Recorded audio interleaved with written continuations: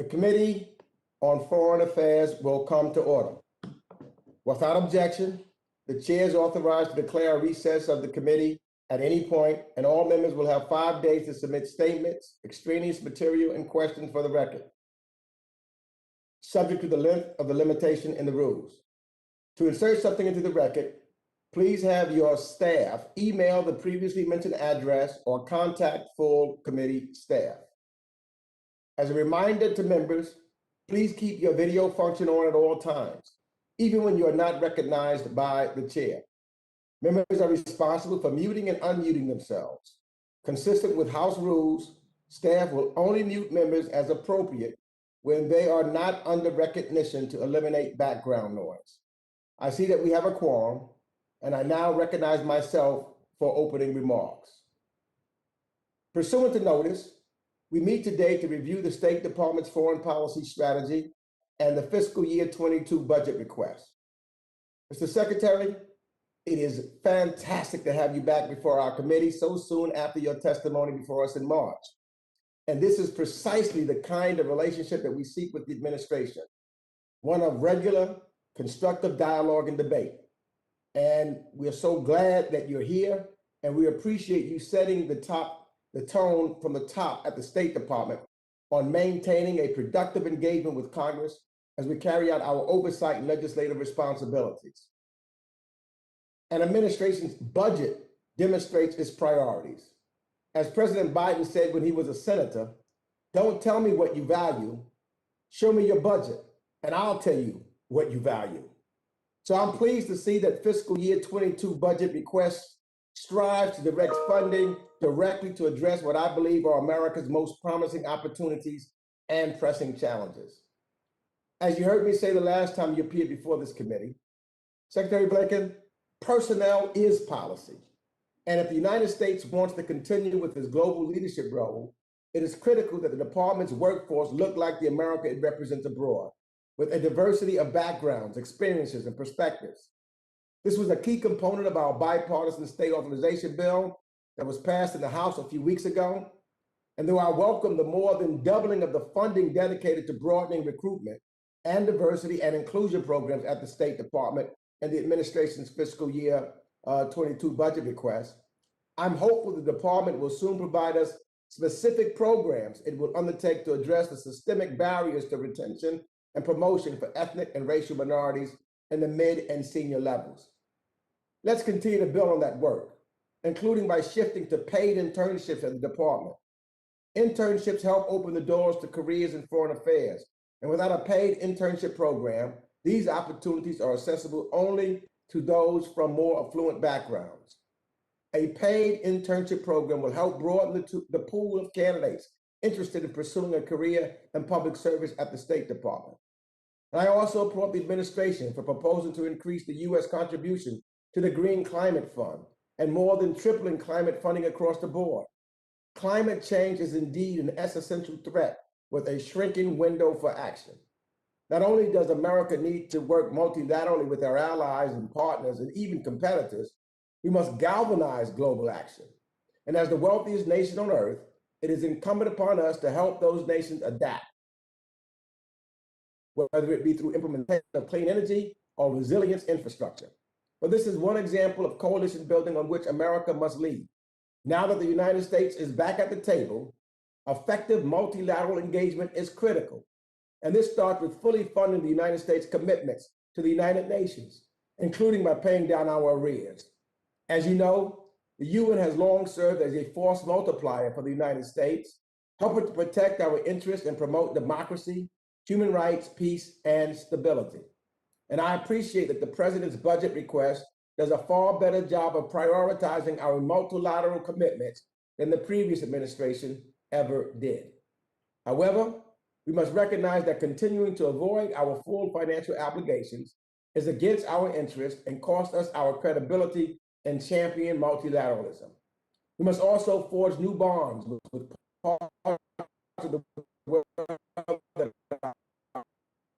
our foreign policy traditionally overlooked, including our Latin American and Caribbean neighbors in the Western Hemisphere and the continent of Africa. And we need to modernize our approach, not only working with governments and regional organizations, but also directly with local civil society and historically marginalized communities. And the committee is pleased to see the department's continued support for close allies such as the State of Israel and related efforts to improve the lives of the Palestinian people and leave the door open to a two-state solution. So I look forward to the discussion today on this budget request and a range of other foreign policy matters that I know will come up. And to also listening to the administration's plan to provide COVID vaccines globally, to strengthen our posture in the Indo-Pacific region, to seeking a lasting peace between our ally Israel and the Palestinian people.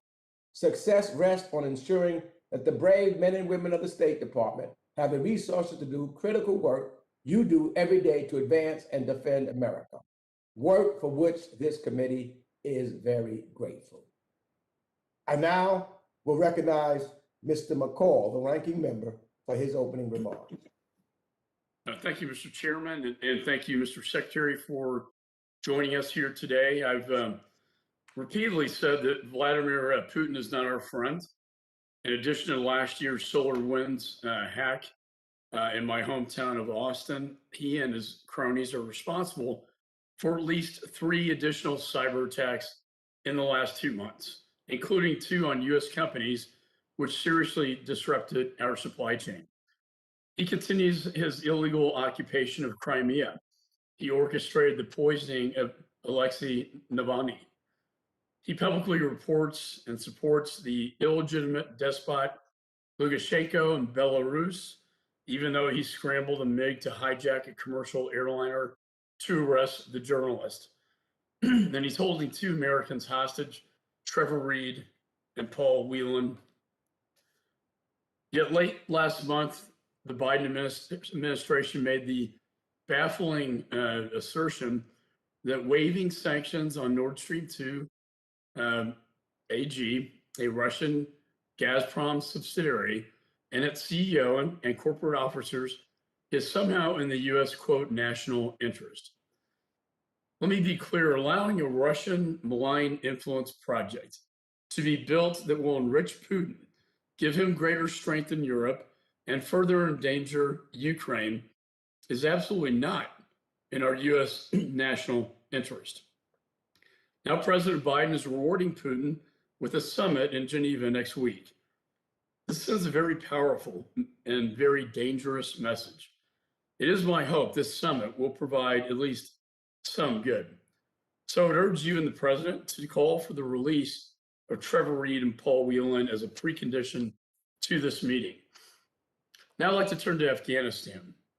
I made very clear I oppose the ill-advised and arbitrary withdrawal from Afghanistan, but the decision has been made, and now we must mitigate the fallout. And that starts with honoring our promises to those Afghans who risked their lives to work alongside our troops and personnel. I've spoken with officials at your department as well as people at DHS, and their conclusion is that there is no way to process enough special immigrant visas for these Afghans to withdraw by September 11th. So, Mr. Secretary, the clock is ticking, and the Taliban are on the march. And that's why I'm calling for this administration to evacuate any person who has reached a significant stage in the security vetting process to a third country to finish their visa processing before the U.S. completes its military retrograde. The time for platitudes and vague promises are over. We need action, and we need it yesterday. While we have certainly turned a corner in our fight against COVID-19, the devastating impacts are still being felt in this country and around the world. More than 3.5 million people worldwide have lost their lives, including approximately 600,000 Americans. I want to thank the president for finally calling for a full investigation into the origins of COVID-19. And I also want to thank the chairman for organizing last month's classified briefing on the topic. Last year, I conducted an extensive investigation into the origins of COVID, and I would like to submit that here for the record and send you a copy, Mr. Secretary. I hope it will provide guidance to the administration as you vigorously search for answers. If we can't get to the bottom of how this happened, we are doomed to watch as history repeats itself. And if it turned out this did leak from a Chinese lab, it's just one more example of how the CCP's malign behavior damages the entire world. Confronting the generational threat posed by the CCP isn't a Republican issue or a Democrat issue. It's an American issue. And it's vital that we work across the aisle to solve this issue, as this committee has already done with our bipartisan genocide resolution. So I want to thank Chairman Meeks for working with me on this important resolution. I urge Speaker Pelosi to bring it to the floor for a vote as soon as possible. And Mr. Secretary, I want to thank you again today for joining us. The world is facing many crises.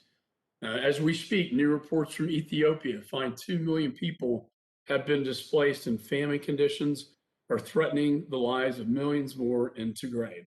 Starvation is being used as a weapon of war there. The work of the U.S. State Department and this committee's oversight has never been more important. And with that, I yield back, Mr. Chairman. Thank you, Mr. McCall. And with that, I'll introduce our witnesses. Secretary of State Antony J. Blinken was sworn in as the United States Secretary of State on January 26, 2021. And he really needs no further introduction than that. We know of all of his past work, and as I mentioned in my opening statement, Secretary Blinken testified before this committee in March. And here he is again, just a short time thereafter, to appear before us again. And we are grateful for his appearance before the committee again today to present the administration's budget request. So without objection, Secretary Blinken's prepared testimony will be made part of the record, and I now recognize the witness for 5 minutes to summarize his testimony. You're on, Mr. Blinken. Mr. Chairman, Ranking Member McCall, all committee members, thank you very, very much for this opportunity to talk about our proposed budget and how it will help achieve our national security priorities and deliver results for the American people, which is what I know all of us are about. This is a critical moment for the United States and our global leadership. We face major tests, you've alluded to some of them already, including stopping COVID-19, rising to the challenge of the climate crisis, supporting a global economic recovery that delivers for our workers and their families. We've got to revitalize our alliances and partnerships, outcompete China, and defend the international rules-based order against those who would seek to undermine it, renew democratic values at home and abroad, and push back against malign activity by our adversaries. In a more competitive world, other countries are making historic investments in their foreign policy toolkits. We need to do the same. That's why in this budget, we've requested $58.5 billion for the State Department and USAID for fiscal year 2022. Here are some specifics. This budget will strengthen global health. The United States has been a leader in this field for decades, in Africa, around the world. We're asking for $10 billion for global health programs, including nearly $1 billion for global health security, to help us prevent, prepare for, and better respond to future global health crises so we can stop outbreaks before they turn into pandemics that put our safety and our prosperity in danger. The budget will accelerate the global response to climate change and the climate crisis by providing $2.5 billion for international climate programs, including $1.25 billion for the Green Climate Fund, to help developing countries implement climate adaptation and emissions mitigation programs, which is directly in our interest as well. The budget will double down on the fight for democracy, which, as we all know, is under threat in too many places. Our budget request includes $2.8 billion in foreign assistance to advance human rights, to fight corruption, stem the tide of democratic backsliding, and strengthen and defend democracies. For example, through technical training for elections and support for independent media and civil society. It also requests $300 million for the National Endowment for Democracy. The budget will support a comprehensive strategy to address the root causes of irregular migration from Central America. It will invest $861 million in the region as a first step toward a 4-year commitment of $4 billion to help prevent violence, reduce poverty, curtail endemic corruption, and expand job and educational opportunities. The budget will reestablish U.S. humanitarian leadership with a request for $10 billion in assistance to support refugees, victims of conflict, and other displaced people, and to rebuild our refugee admissions program. It will support our partners in the Middle East by fully funding our commitments to key countries, including Israel and Jordan, and by restoring humanitarian assistance to the Palestinian people. It includes a budget request of $3.6 billion to pay our assessed contributions in full to international organizations, initiatives, and peacekeeping efforts, including to restore our annual contributions to the World Health Organization. As China and others work hard to bend international organizations to their worldview, we need to ensure that these organizations instead remain grounded in the values, principles, and rules of the road and rules of the world that have made our shared progress possible for so many decades.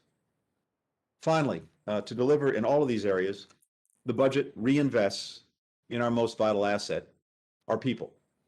It will provide new resources to recruit, train, and retain a first-rate, diverse global workforce with nearly 500 additional foreign and civil service positions, the largest increase for the State Department staffing in a decade. And it will modernize our technology and cybersecurity, protect our embassies and consulates, and include a direct appropriation of $320 million for consular services worldwide, so we can continue to provide these vital services to Americans and those who seek to travel, study, or do business in the United States. Our national security depends not only on the strength of our armed forces, but also our ability to conduct effective diplomacy and development. That's how we solve global challenges, forge cooperation, advance our interests and values, protect our people, and prevent crises overseas from turning into emergencies here at home. And that's why diplomacy and development are smart investments for our taxpayers. A top priority for me as Secretary is to restore the traditional role of Congress as a partner in our foreign policy making. That's the spirit that I bring to today's conversation, and I'm grateful for the chance to answer your questions. Thank you very much.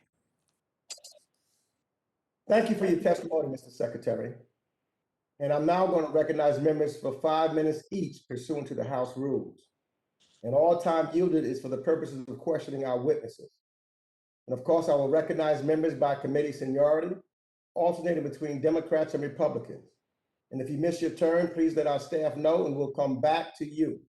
If you seek recognition, you must unmute your microphone and address the chair verbally and identify yourself so that we know who is speaking.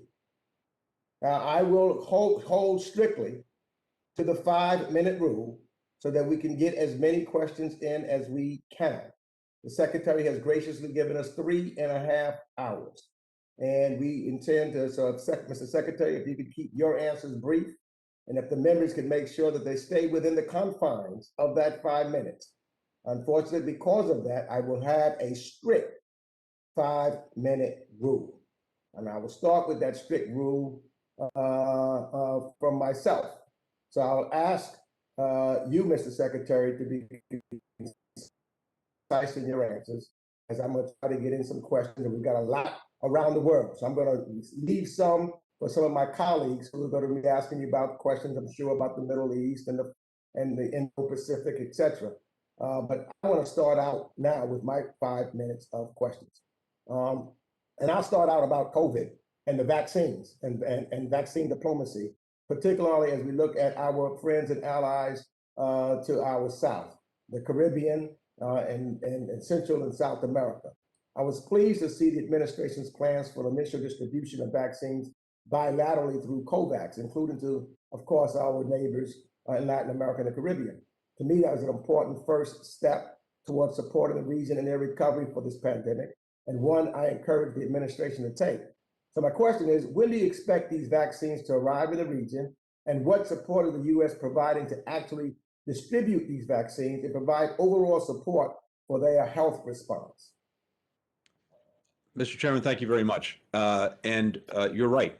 We are very, very aggressively now pushing out vaccines. We have 80 million vaccines that will be distributed either working through COVAX and with COVAX or directly by the United States. 80 million vaccines between now and early July. So this is happening, starting to happen as we speak. We want to make sure that anything we send out is safe and effective, but it's starting now, and it's going to roll out over the coming days and weeks between now and the end of July. And as you noted, we've dedicated, we started, of the 80 million that we have currently available, we're starting with 25 million. We've allocated them by region and within regions by country. About 75% of that first 25 million will be done in coordination with COVAX. The other 25% will be able to do directly, making sure that we're taking account of the science and the needs, where there are surges, where there are variants, where some countries need second shots and have a deficit. All of this based on science, based on equity, and without political favor being demanded in return, unlike some other countries. By the time we complete the distribution of these 80 million, there will be more to follow as we have excess vaccines in the months beyond July. And beyond that, we are working to increase significantly the international production of vaccines so that the overall supply of vaccines increases significantly. Latin America, our neighbors, our partners in the region, in the Caribbean, will be among the first beneficiaries of the vaccines that are going out. We are working closely to make sure that we have in place the support system necessary so that the vaccines can get there, be distributed, and used effectively. Thank you for that. And I had another question about the Northern Triangle, but I'm going to jump to the other side of the world real quick in the time that I have left. And that is to talk about, last month I unveiled the Ensuring American Global Leadership and Engagement Act, or what we call the EAGLE Act, which will reinvigorate our institutions and our diplomatic efforts to effectively respond to the challenges posed by China and boost U.S. engagement in the Indo-Pacific region.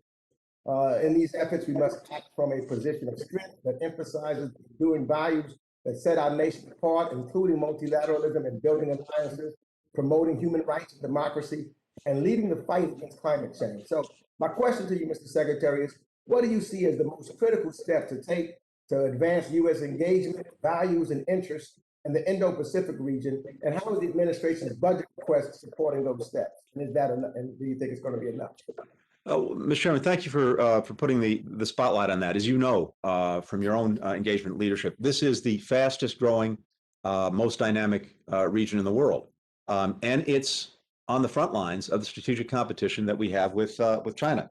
By the way, China invests about 50% of its global assistance and 50% of its economic diplomacy in the Indo-Pacific. So this is clearly a priority for them. We are working closely with partners to promote a free and open Indo-Pacific, and our budget reflects that. We have a significant budget allocation for work in the Indo-Pacific that we hope that the Congress will support, and this will help us engage effectively in the region. I think you know that the president held the first ever leaders summit among the so-called Quad countries, the United States, India, Japan, Australia.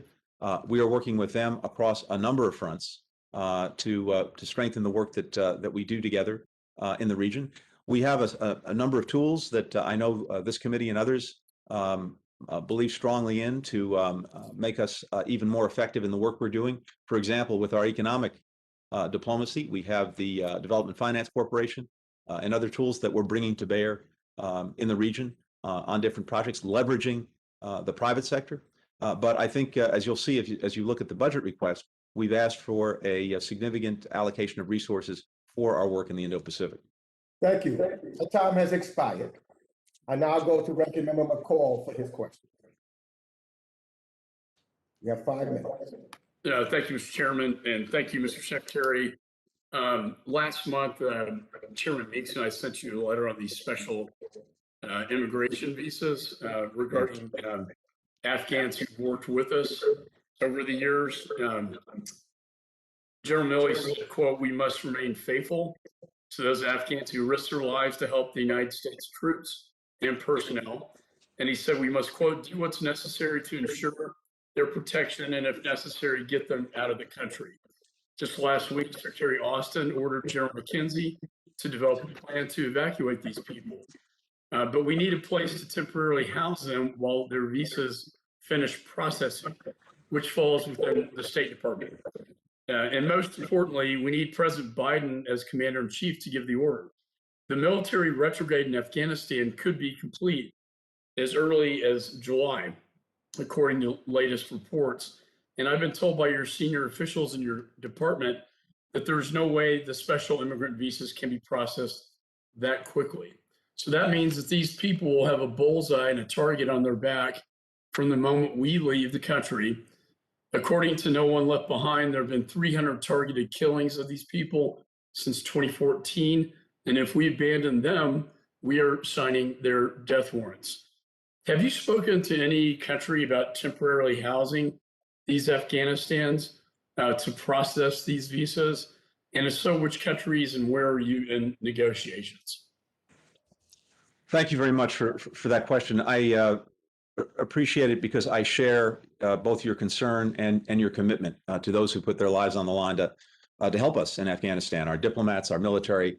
And let me do two things if I can. First, let me just, in direct response to your question, we are looking very actively at every possible contingency to make sure that we can accommodate and care for those who've helped us and are seeking to leave. And whether that's through the special immigrant visa program, whether that's through the refugee program, whether that's through parole, other things, we're looking very actively at everything. Let me just quickly tell you where I think we are with the special immigrant visa program itself. There are about 18,000 so-called principal applicants in the system. Of the 18,000, half are at the very early stages, by which I mean they've expressed interest. They haven't submitted applications or forms, but we think they're interested. Then there's another 9,000 who are much further along. Of those 9,000, about 30% are awaiting a so-called chief of mission approval. That is the approval that the chief of mission gives to determine that they are in fact eligible for the program. Once that determination is made, they move into the immigration process, and that's where about another 20% of them actively are. We had backlogs when it came to chief of mission approval. We had a backlog of about 5,500. We have surged staff, mostly here in Washington, because a lot of this work is actually done in Washington. We're adding by the end of July at least 50 people here in DC to expedite this. We expect to be able to clear the backlog over the next few months at about the pace of 1,000 a month. We've also had an immigration backlog, those who are past chief of mission approval and are in the immigration process. That's because we've had challenges interviewing folks in Kabul, but and that was slowed by COVID. We've cleared that backlog. It was about 1,400. We're scheduling appointments in regular order. We have a quarterly report coming to you that will show, I think, the progress. The current cap, as you know, for special immigrant visas for Afghanistan is 26,000. That's what's been allocated. We've used 15,000, so we've got 11,000 left to accommodate potentially these 18,000 if everyone who's expressed interest actually follows through. So we're asking your support to add 8,000 to our cap so that we can accommodate everyone and then be able to come back to you if we need more. But we are. And if I could just, if I could reclaim my time, I feel very confident on the National Defense Authorization. We will increase that cap that you're requesting. Again, though, we only have 2 months before the DoD is completely out of Afghanistan, leaving these people behind. Is the department considering a process to get them out of country while these claims are being processed that I've been told could take up to a year or 2 possibly? 2 things quickly. We're considering every option, yes. Second, I don't think that the fact that our forces are withdrawing, one, we're not withdrawing, we're staying, the embassy is staying, our programs are staying, we're working to make sure that other partners stay, we're building all of that up. And whatever happens in Afghanistan, if there is a significant deterioration in security, that could well happen. We've discussed this before. I don't think it's going to be something that happens from a Friday to a Monday. So I wouldn't necessarily equate the departure of our forces in July, August, or by early September with some kind of immediate deterioration in the situation. Well, I think you're going to have a humanitarian crisis and a refugee crisis, and I think humanitarian parole is something, as you mentioned, we should be looking at as well. I yield back. Thank you. Thank you. Gentleman's time has expired. I now recognize Mr. Brad Sherman, Representative Brad Sherman of California, for 5 minutes. Thank you. Thank you, Mr. Secretary, not only for your second visit to our committee for a formal hearing, but your availability to us as individuals. I hope that the administration will support a prohibition on Americans purchasing Russian state debt or loaning money to Russian sovereign, the Russian sovereign or state-owned enterprises. Not just Americans acting as underwriters, but Americans buying in the secondary market. That could raise Putin's borrowing costs by about 0.5%. In 2019, Congress recognized the Armenian genocide. I want to commend you and the administration for doing the same in April of this year. However, the administration has issued a Section 907 waiver to allow for the sale of weapons to Azerbaijan. And I hope that you would reconsider that in light of Azerbaijan's violations of the territorial integrity, not of Nagorno-Karabakh, although that is important, but of Armenia itself in an unprovoked aggression. As to Myanmar, Burma, you have come before Congress asking for another 106 million in aid. The Marshall Plan demonstrates that economic aid can help a government stay in power. And I hope that you would reevaluate your requests for education, economic development, and agriculture assistance in light of the fact that that money might help the regime stay in power and the incredible needs that we have to help Africa, the Caribbean, and the Northern Triangle countries. But I hope also in your policy toward Burma that you'll be fighting for full citizenship for the Rohingya people.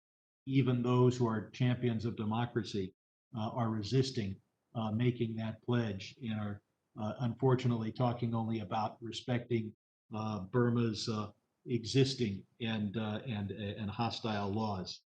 I hope that you'll work with Congress over the years to repeal the Helms Amendment and allow our international funds to provide abortion care around the world.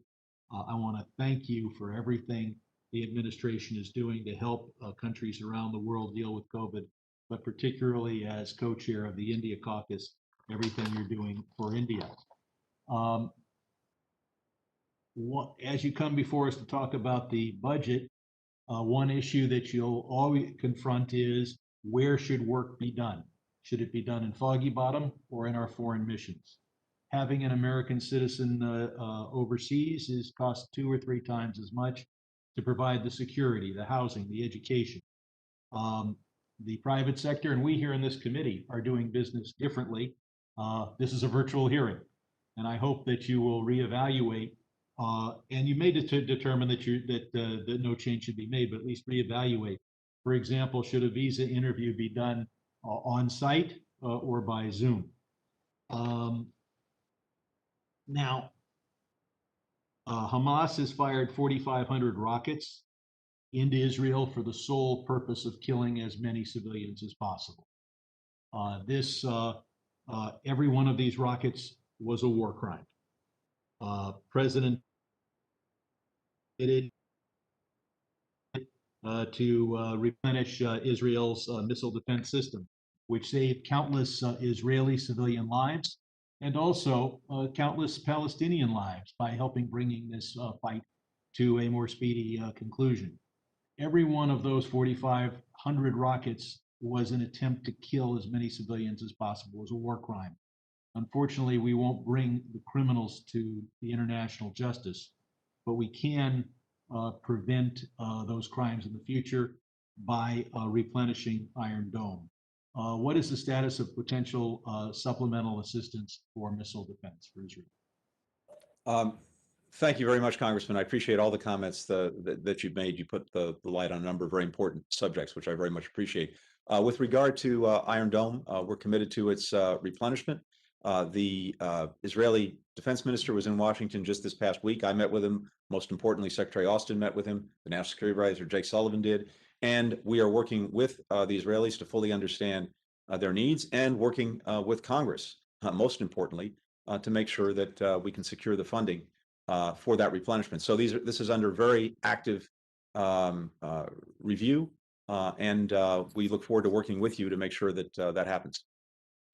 Thank you. Thank Gentleman's time has expired. I now recognize Representative Chris Smith of New Jersey, who is the ranking member of the Subcommittee on Africa, Global Health, and Global Human Rights for 5 minutes. Thank you very much, Mr. Chairman, and welcome, Mr. Secretary.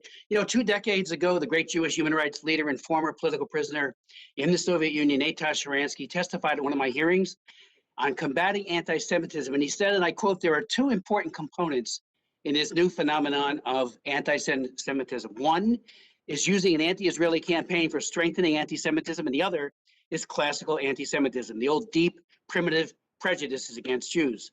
He proposed a simple formula for exposing anti-Semitism that masquerades as policy differences, and he called it the 3D test: demonization, double standard, and delegitimization. I'd like to ask you, Mr. Secretary, do you and does the administration regard the 4,000 missiles that were launched by Hamas against Israeli citizens, which was reminiscent of the bombing with the V2 in London by the Nazis? Did you see that as an act of violent anti-Semitism?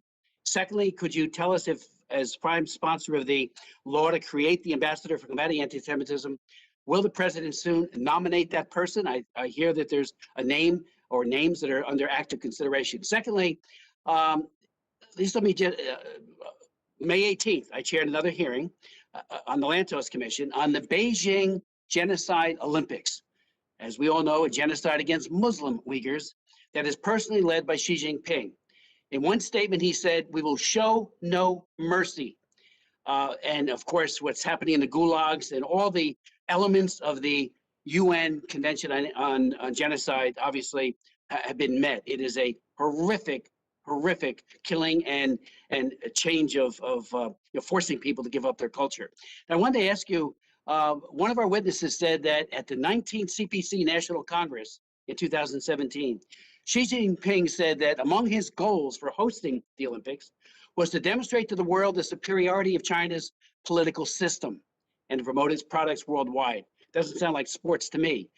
Some have suggested a mere diplomatic boycott, and I would ask you and I would appeal to you, that would not be enough when you put that side by side with a genocide to be going on simultaneously with an Olympics. Will the administration try to move the venue to another city, or will we lead a boycott of nations of conscience? And finally, if you just speak to the issue on the budget, the U.S. Agency for Global Media is pretty much flatlined, and yet the Russians have really, and others, but they have really done a terrible focus against Radio Free Europe and Radio Free Liberty. Will that be brought up at the summit, Mr. Secretary? Thank you very much. Appreciate all of those questions. Yes, we're moving forward expeditiously with the envoy to combat anti-Semitism. I hope that's before the Senate very, very soon. And with regard to Hamas, Hamas is engaged in terrorism, period. And the idea that that any country could accept, and for that matter, the world could accept, a terrorist organization which is vowed in its own charter to destroy Israel, to indiscriminately launch rockets against Israeli civilians, that anyone finds that acceptable or does not understand that it constitutes terrorism is hard to fathom.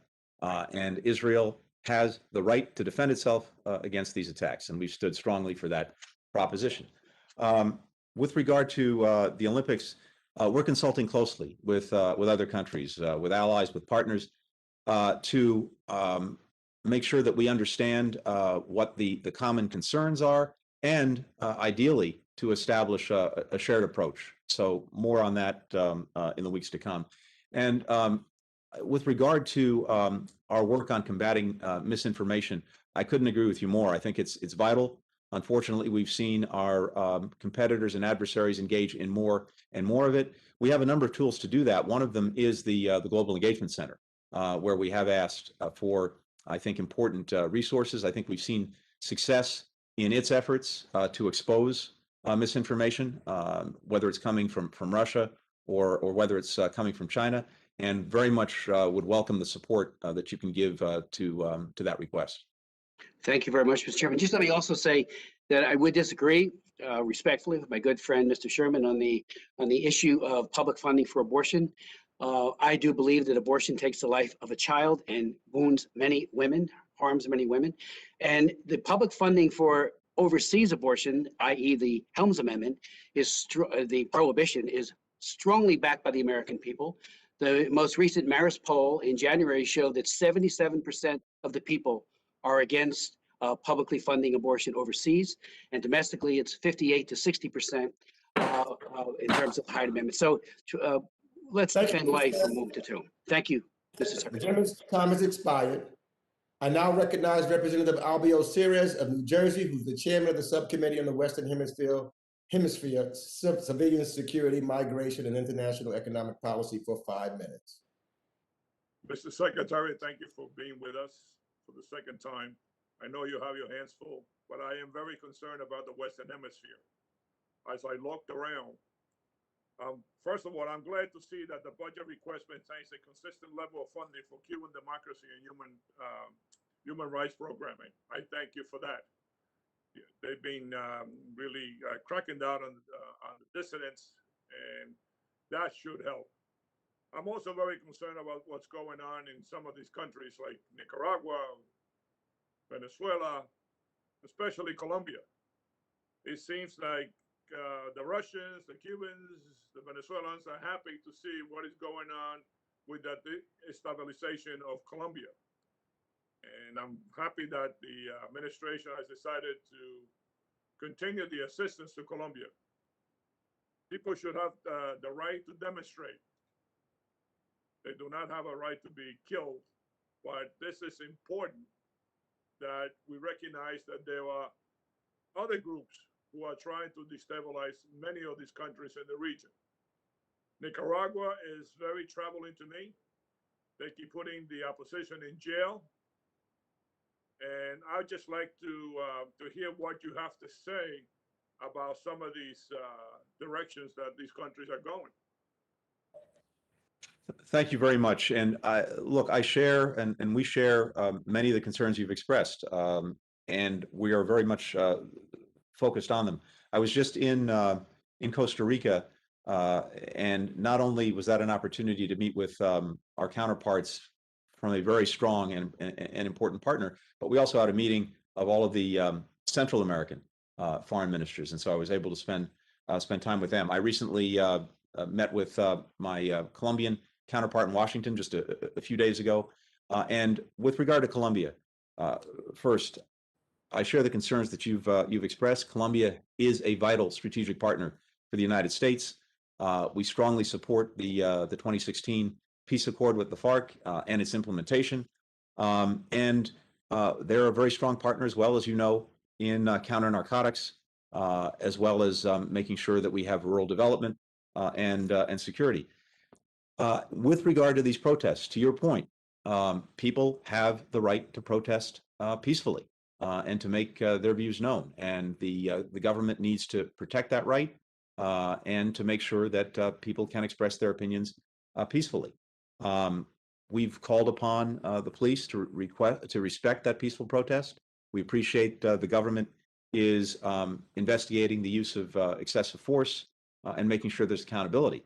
At the same time, the government is working hard to bring together the different stakeholders in a dialogue to address the issues raised by the protests, and we applaud that effort. With regard to Nicaragua, as you know very well, it continues to move in the wrong direction, not the right direction, including with the recent detention of the leading opposition leader, Mrs. Chamorro. We call for her immediate release, as well as the colleagues who have been incarcerated as well. Beyond that, for the past many months, the Organization of American States has called on Nicaragua to take concrete steps to make sure that elections that it plans to hold can go forward freely and fairly. And instead of heeding the call of the Organization for American States, instead of making good on its own commitments that it signed up to in the Inter-American Democratic Charter, it continues to move in the opposite direction, squeezing space for the opposition, for civil society, making it impossible to hold free and fair elections. I had an opportunity when I was in Costa Rica to briefly see the Nicaraguan foreign minister. He was there, and pressed him on behalf of the United States and the Organization of American States to make good on these commitments and to make good on putting in place measures that would allow free and fair elections. He went on a long exposition of the allegedly positive things that the regime has done for the people. To which I responded, if you have that much confidence. About 30 seconds. All right, go ahead. I'm sorry. Thank you very much. But I think we should keep an eye on Costa Rica because of all the Nicaraguans that are going there. I think they're putting a lot of pressure on this country, and they were one of our best partners. Colombia, we have to keep an eye. There are groups in Colombia that are stirring things up that we don't seem to focus on. And we should really keep an eye on that. And I appreciate the administration keeping the funding to one of our closest allies. Thank you very much for being here. My time is up. Thank you. Thank you. The gentleman's time has expired. I now recognize Representative Steve Shabbat of Ohio, who's the ranking member of the Subcommittee on Asia, the Pacific, Central Asia, and Nonproliferation for 5 minutes. Thank you. Let me begin with this. Mr. Secretary, how likely is it, in your opinion, that the COVID-19 pandemic began in that laboratory in Wuhan, China? Congressman, I can't put a percentage on it. I think there are two possible scenarios. One is the one you just described, that it emerged from the laboratory. The other is that it was naturally occurring. President Biden has ordered a comprehensive government-wide review to try to get to the bottom of what happened. He initiated an initial review back in March. The results concluded that it was likely to be one of these two scenarios.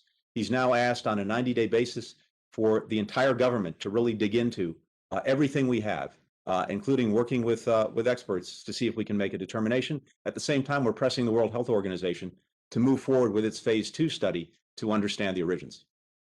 Thank you very much. The COVID-19 pandemic has made it clear that the economic interdependence with the Chinese Communist Party threatens American lives and prosperity. And the CCP is continuing to poison economic ties that were previously thought to be benign. They're degrading Hong Kong's legal and financial system, contaminating supply chains with Uyghur forced labor, and extracting technology from corporations as the cost of admission to China's market. Secretary Kerry acknowledged before this committee that China's dominance in solar panel manufacturing comes with Uyghur forced labor. What is the administration going to do about the CCP's continuing economic exploitation that threatens our security, our economy, and our American way of life? Well, a couple of things. First, with regard to the Uyghurs and with regard to forced labor, we're working very hard to try to make sure that products made with forced labor don't come to the United States, and similarly, that our companies don't, one way or another, inadvertently aid and abet the repression of Uyghurs or anyone else by the technology that we export, including surveillance technology. We have a new executive order that covers that to try to make sure that we're using all the tools at our disposal to prevent that. More broadly, to your question, we're working across the entire spectrum to deal with many of the things that you just raised. For example, building more resilient and diversified supply chains. Second, working with countries around the world to shine a light on the need to have trusted vendors in their networks, especially when it comes to high tech, 5G, for example, to have laws on the books to allow them to do that, and to make sure that, especially when it comes to sensitive areas of their economies or sensitive technology, they have their guard up and are not doing business with some of these vendors, to include Huawei. Thank you. Let me move on. Most fentanyl and fentanyl-related products in the United States, let's face it, originate in China. These substances continue to fuel the opioid crisis in this country. President Biden has said he will make fentanyl a, quote, top priority in our dealings with China, unquote. Have you spoken with the president about this issue, and what adjustments have been made at the State Department to advance this priority? I've certainly spoken to him about it in the past. So you're exactly right. He is deeply concerned. He's deeply concerned by the countries that export precursors or export fentanyl to the United States, whether it's China, whether it's coming through Mexico and other places. And we're very focused on that. This is something that we've engaged directly with our Chinese counterparts, and we are looking to see concrete action to stop and certainly diminish the export of fentanyl or precursors to the United States. Thank you. Let me squeeze one more in. The national security officials in the Biden administration have argued that it would be destabilizing to clarify U.S. support for Taiwan's defense. Does the department agree with this sentiment, despite its being sharply at odds with the analysis of our uniformed commanders? And basically, I'm talking about the so-called strategic ambiguity, which I think is a terrible idea. Where are you at this point on that? Very briefly. I'm sorry? I just said very briefly, 2 seconds. Oh, Very briefly. sorry. We are committed to the proposition that Taiwan must have the means to defend itself, and that is consistent with the Taiwan Relations Act. We've continued to provide significant equipment and sales to Taiwan for that purpose, and we'll continue to work closely with them. Thank you for that.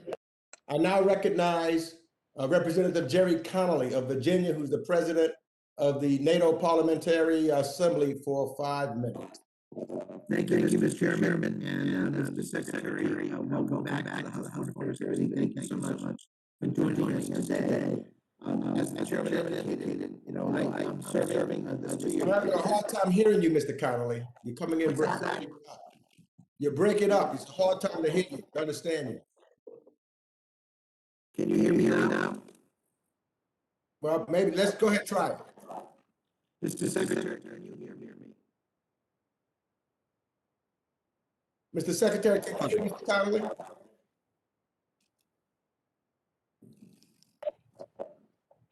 Mr. Secretary, can you understand Mr. Connolly? It's coming in a little Choppy. Thank you. Yeah. I'm sorry. There we go. That sounded better. I'm very far away in Fairfax. There you go. Okay, thank you. Thank you, Mr. Chairman. And I was saying, welcome back, Mr. Secretary. Thank you so much for joining us at the House Foreign Affairs Committee. As the chairman indicated, I serve as the president of the NATO Parliamentary Assembly, which, as you know, is kind of the legislative arm of NATO, representing all 30 member countries and parliamentary delegations, as well as 12 associate members. Our top priority that we're recommending to the Secretary General and to our respective governments is the creation of a Center for Democratic Resilience within NATO. NATO is 71 years old. It has all the architecture imaginable in terms of collective security and military preparedness and cooperation and interoperability and mobilization. It has no architecture, none, dedicated to what we say we are organized around, namely shared democratic values. We are experiencing backsliding among some members. We see some backsliding among prospective members. We certainly experienced an insurrection in our own country at the cradle of democracy, at the Capitol. And so we feel that creating a center that could serve as a resource, a clearinghouse, best practices, place people could go to, how do you do judicial reform? How do you run a parliament in a democratic way? How do you build in accountability in respective governments? We think is long overdue. And I was very pleased that the working group that's doing the spade work for the Secretary General in preparation of the strategic concept embraced our recommendation and recommended it.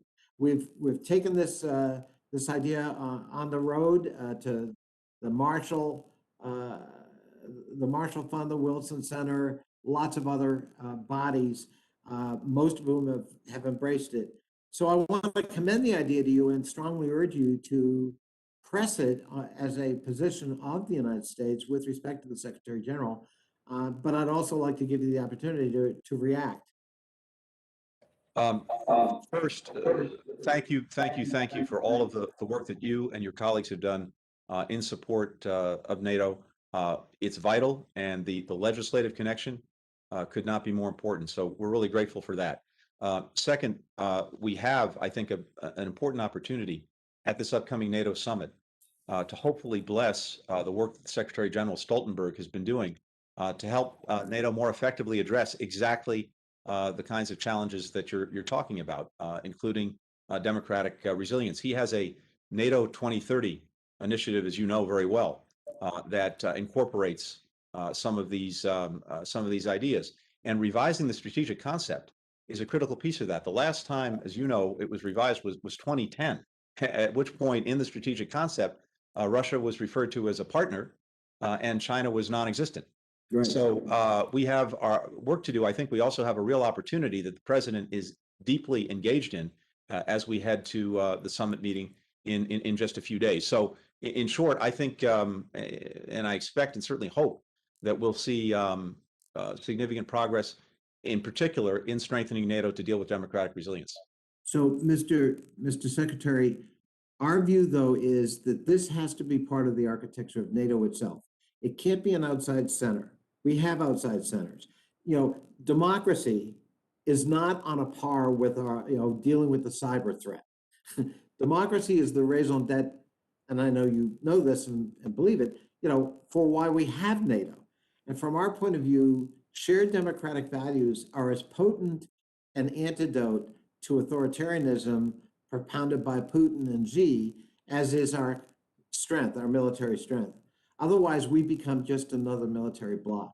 And so I just strongly urge you to take under advisement the idea of building into the architecture of NATO itself a center for democratic resilience that could really, serve as a resource, not only for members, but for prospective members. And I commend that thought to you. Thank you. Thank you so much, Mr. Chairman. I yield back. Thank you. The gentleman yields back. I now recognize Representative Joe Wilson of South Carolina, who's the ranking member of the Subcommittee on the Middle East, North Africa, and Global Counterterrorism for 5 minutes. Thank you, Chairman Greg Meeks, for your bipartisan leadership. Mr. Secretary, sadly, American media of the left have become a propaganda arm of Hamas terrorists.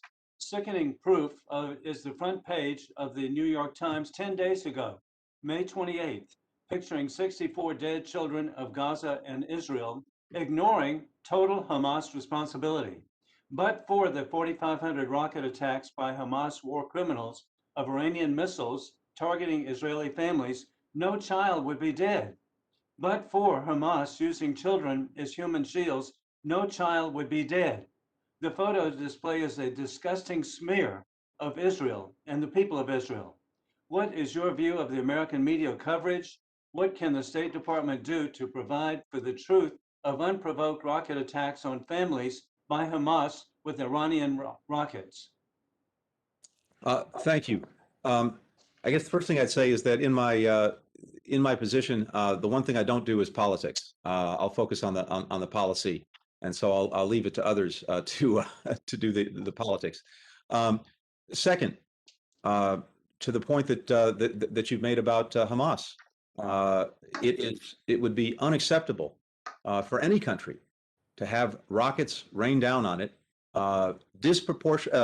indiscriminately targeting civilians, and not do something about it. And as you know, we strongly supported Israel's right to defend itself, to defend its people against these indiscriminate rocket attacks. As a democracy, Israel also has an extra burden to do everything it possibly can to avoid civilian casualties. And I have to tell you, I think we're all, and irrespective of politics, we also can't lose sight of the fact that lives were lost on both sides in this most recent conflict, Mr. Secretary, respectfully, this would have not occurred if there hadn't been rocket attacks. This was not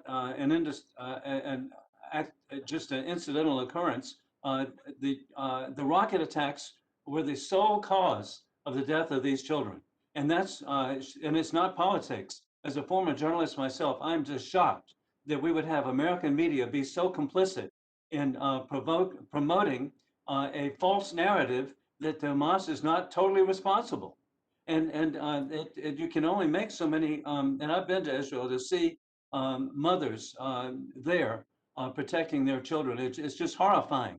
And so we need to be specific and go after the war criminals. Congressman Sherman was correct.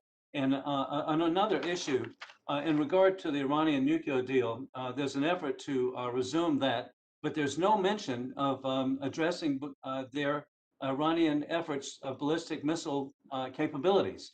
There's only one reason for ballistic missile capabilities is provide a nuclear attack against the people of America to promote their view, death to America, death to Israel. Why is there no effort to include a bar against continuing development of intercontinental ballistic missiles?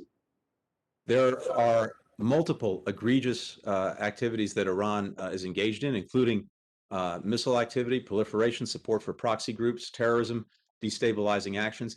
Each and every one would be even worse if Iran had a nuclear weapon or was on the threshold of being able to have one. It would be able to act with even greater impunity. So the first urgent thing that we need to do, if we can, is to try to put the nuclear problem back in the box that it was in under the agreement, and unfortunately, it has now gotten out of.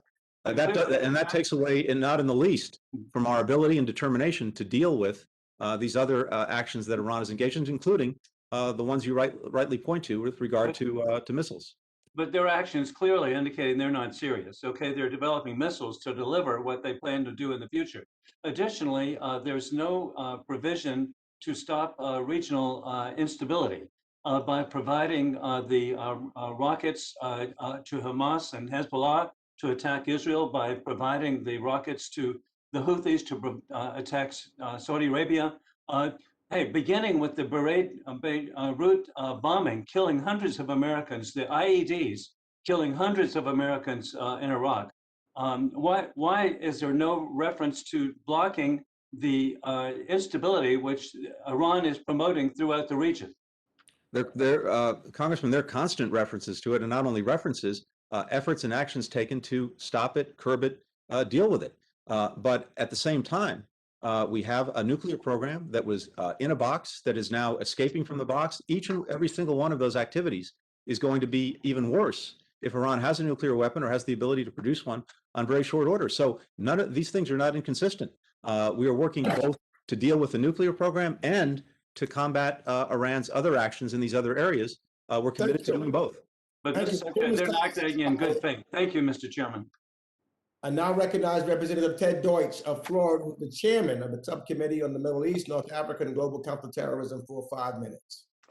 Thank you, Chairman Meeks, for holding today's hearing. I appreciate the commitment that you and the ranking member have made to this committee's engagement with the administration. And Secretary Blinken, thanks for rescheduling your appearance here so quickly, and we appreciate your willingness to keep an open line of communication. I want to start just by acknowledging and thanking you and the administration for the efforts on providing vaccines around the world. The commitment to distribute at least 80 million COVID-19 vaccinations worldwide by the end of this month is so important. And from Mexico to India, throughout Africa, Asia, the Americas, it's really critical that America leads here, and you are, and we're grateful for that. I also want to thank you for the administration's strong commitment to fighting the disturbing rise in global anti-Semitism. Attacks are up 80%, and I know you're deeply and personally committed to combating anti-Semitism. I appreciate your statement today that the department's going to move quickly to appoint a special envoy to monitor and combat anti-Semitism. We look forward to seeing that happen very soon. And I want to follow up on your trip to the Middle East last week. Over the course of the 11-day conflict between Israel and Hamas, the administration engaged in sustained quiet diplomacy, helping to facilitate a ceasefire agreement. You and the president repeatedly reaffirmed Israel's right to defend itself from a terrorist organization's rockets, and I'm deeply appreciative of the commitment the administration has made to Israel's security, including the work that you're doing now, as you committed again this morning, to ensure the replenishment of Israel's life-saving Iron Dome missile defense system. So just to follow up on Mr. Wilson's question, Hamas launched 4,500 rockets over 11 days, rockets that have long been supplied with support from Iran. At the same time, the administration is deeply engaged in indirect negotiations with Iran over mutual reentry into the JCPOA. And as you and I have discussed previously, I support reentry into the JCPOA so long as it gets us to a stronger and longer deal, as you've committed, one that will ensure that Iran never gets a nuclear weapon and can lead to an international agreement with our P5+1 partners to limit the non-nuclear behavior of Iran, like its support for terror proxies, ballistic missile advancements. So while talks have been ongoing, we're hearing troubling reports from the IAEA about their ongoing access to Iranian nuclear sites, failures to explain uranium traces at 3 sites. We also have Americans still held hostage by Iran, and I won't miss an opportunity to raise the resolution of the case of my constituent Bob Levinson. The Levinson family deserves closure from the Iranians. So your position thus far has been compliance for compliance, the continuation of non-JCPOA sanctions leading to a deal that, as you say, is longer and stronger. There are some who are arguing once you lift any sanctions, you lose the possibility of ever getting to longer and stronger. I'd ask if you could help us understand the path from JCPOA reentry to a follow-on agreement.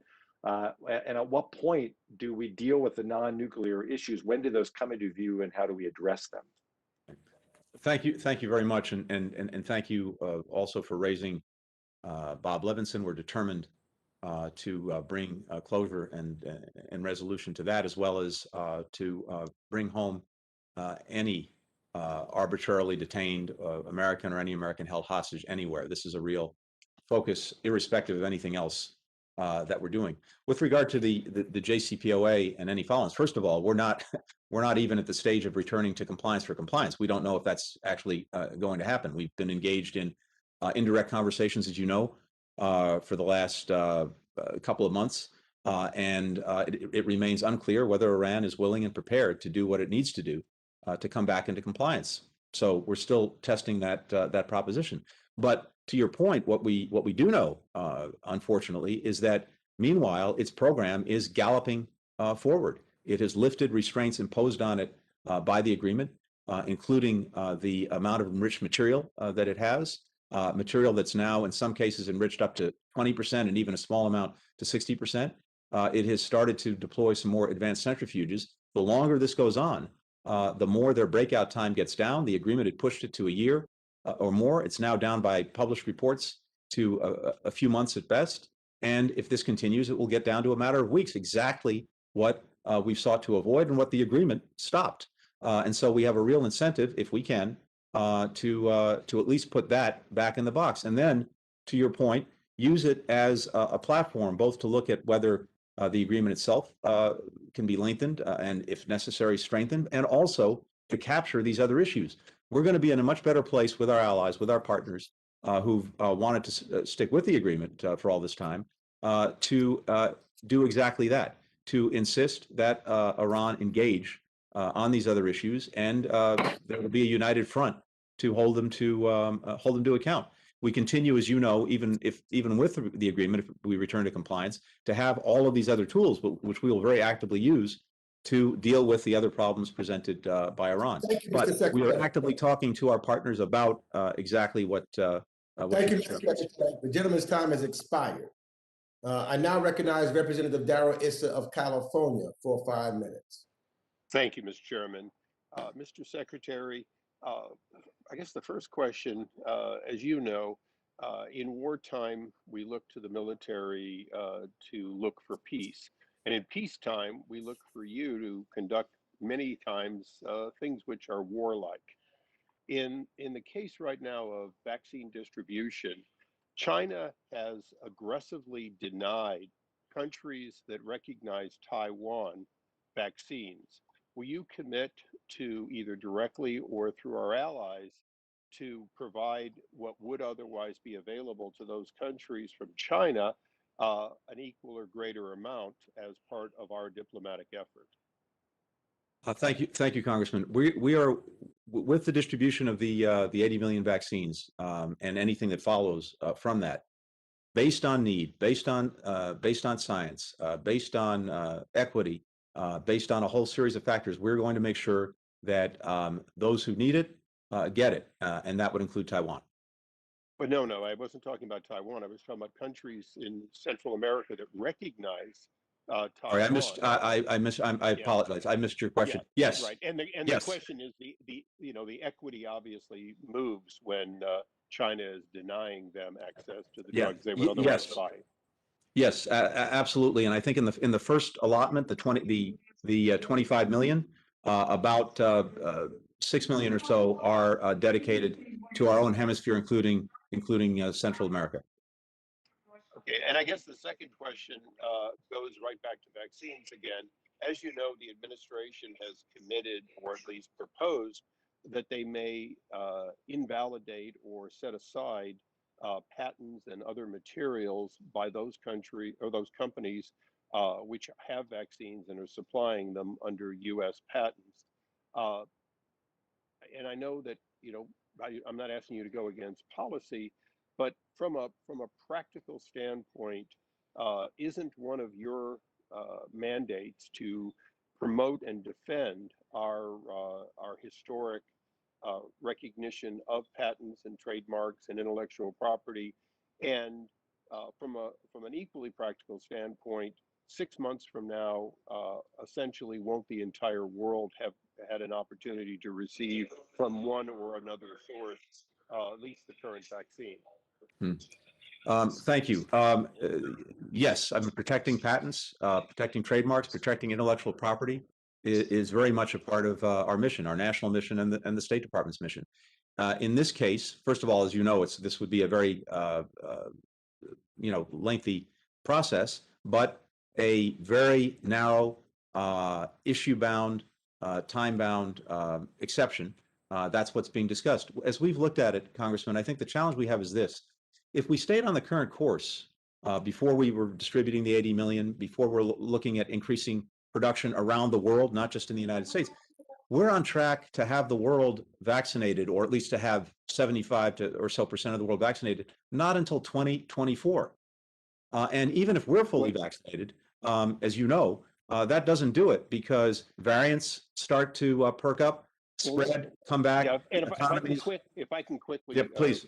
Focus the question, there are only a relatively small amount of laboratories and facilities around the world in maybe 15 or 20 countries that have the capability of producing safely and effectively these drugs, and a fraction of those have the ability to develop them. From a practical standpoint, many of the countries that would see these invalidated do not currently and are not likely to have the ability to safely produce them. And of course, the technology, if it became widely available, would give China and some of our other adversaries, Russia, access to technology that allows them to compete.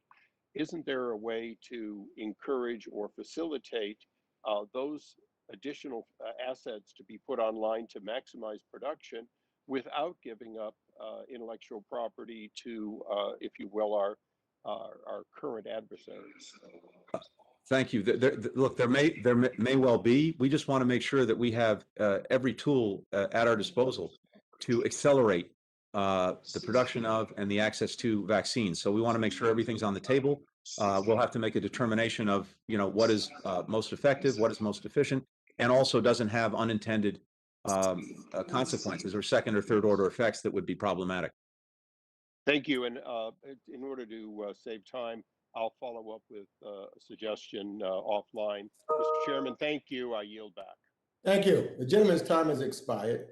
I now recognize Representative Karen Bass, who's the chair of the Subcommittee on Africa, Global Health, and Global Human Rights, for 5 minutes. Thank you very much, Mr. Chair, and certainly thank you, Mr. Secretary, for coming back to our committee again. And I actually wanted to follow up on my colleague, Mr. Issa. I too am concerned about intellectual property, but in this instance, I'm way more concerned about global health. And so I know that there are at least a couple of countries in Africa that are ready to manufacture and vaccines. And so I wanted to know where we are in terms of that, exporting our technology to manufacture. And I I think that's so important, not just because of COVID, but because of future pandemics. How do we think about the world in terms of increasing the capacity and not just thinking about the profits that could be made? So I wanted to ask you that. I have a couple of other questions too, but maybe you could respond to that right now. Thank you. And in short, we need to do two things.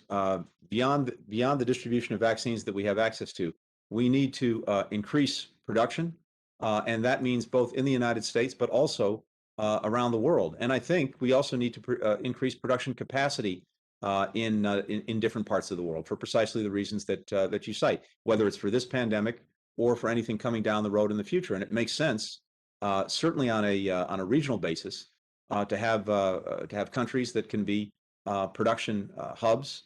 That's going in the future to facilitate getting vaccines out effectively and efficiently, or other health products out effectively and efficiently. So we're looking, in short, at that and looking to see what can be done to either increase or develop, as necessary, production capacity in different parts of the world, including Africa. Now, I didn't see that in documents I looked in. And are there specific line items that are categories of the budget that you are requesting to do just that? Is there any support that you need from us? I think that there are a couple of things. In our own budget, we have asked for resources dedicated to helping countries, including in Africa, better develop the capacity to detect, prevent, mitigate the potential outbreak of pandemic. So that's one category, and that's very important. When it comes to the production piece, I don't think, but let me come back to you if I can on that. I don't think that's part of our budget, but let me come back to you on it. Okay, no problem. I noticed that you had several accounts that were decreased in Africa. Ethiopia, for example, is $34 million below. Kenya and Mali accounts are also decreased too. For Ethiopia, I'm wondering, is that directly related to the conflict? And then I don't know why that would be the case with Kenya and Mali, especially given the problems that Mali is currently facing. Yeah. With Ethiopia, we are more than deeply concerned about the situation in the country as a whole, but particularly right now in Tigray. And I think we need to look very carefully at the allocation of resources, because, as you know better than I do, we not only have the horrific violence and the atrocities that have been committed, we now have a famine on top of that. So I do want to go back and make sure that we have the appropriate resources dedicated to deal with that. In the first instance, though, we have to get humanitarian access. We have to get a cessation of hostilities so that people can do their jobs. We have to get an end to the intentional destruction of food sources, which is driving it. So I need to take a look and make sure that we are effectively resourced. And let me come back to you in the interest of time on the other countries you referenced. Okay, so the other area I wanted to ask you about is the staffing of the State Department. Number one, when you entered, are you facing a large number of vacancies? I'm asking you that specifically in regard to the diversity issue, because oftentimes when diversity is mentioned, people feel like they're going to lose something. And so the commitment that I made to the Staff Association was that I would push for an expansion of mid-career positions. I want to know, do you need them? Did you encounter a large number of vacancies and in general about the workforce? Yes, thank you. Yes, we have significant vacancies to fill, and we also have to have new positions in order to deal with many of the challenges that have already been alluded to this morning, where we are understaffed or under-resourced. That's why we've asked for almost 500 new foreign service or civil service positions, including also, on top of that, 70 for global health security. Are those mid-career? Are any of those mid-career? Yes. Okay. Yes. And USAID would have the 70 or so positions. But I'd actually love to come back to you on some of the specifics, because we do have gaps that we need to fill, and we need Congress's help. We very much appreciate the support for that. Thank you for that. The gentlelady's time has expired. I now call on Representative Lee Zeldin of New York for 5 minutes.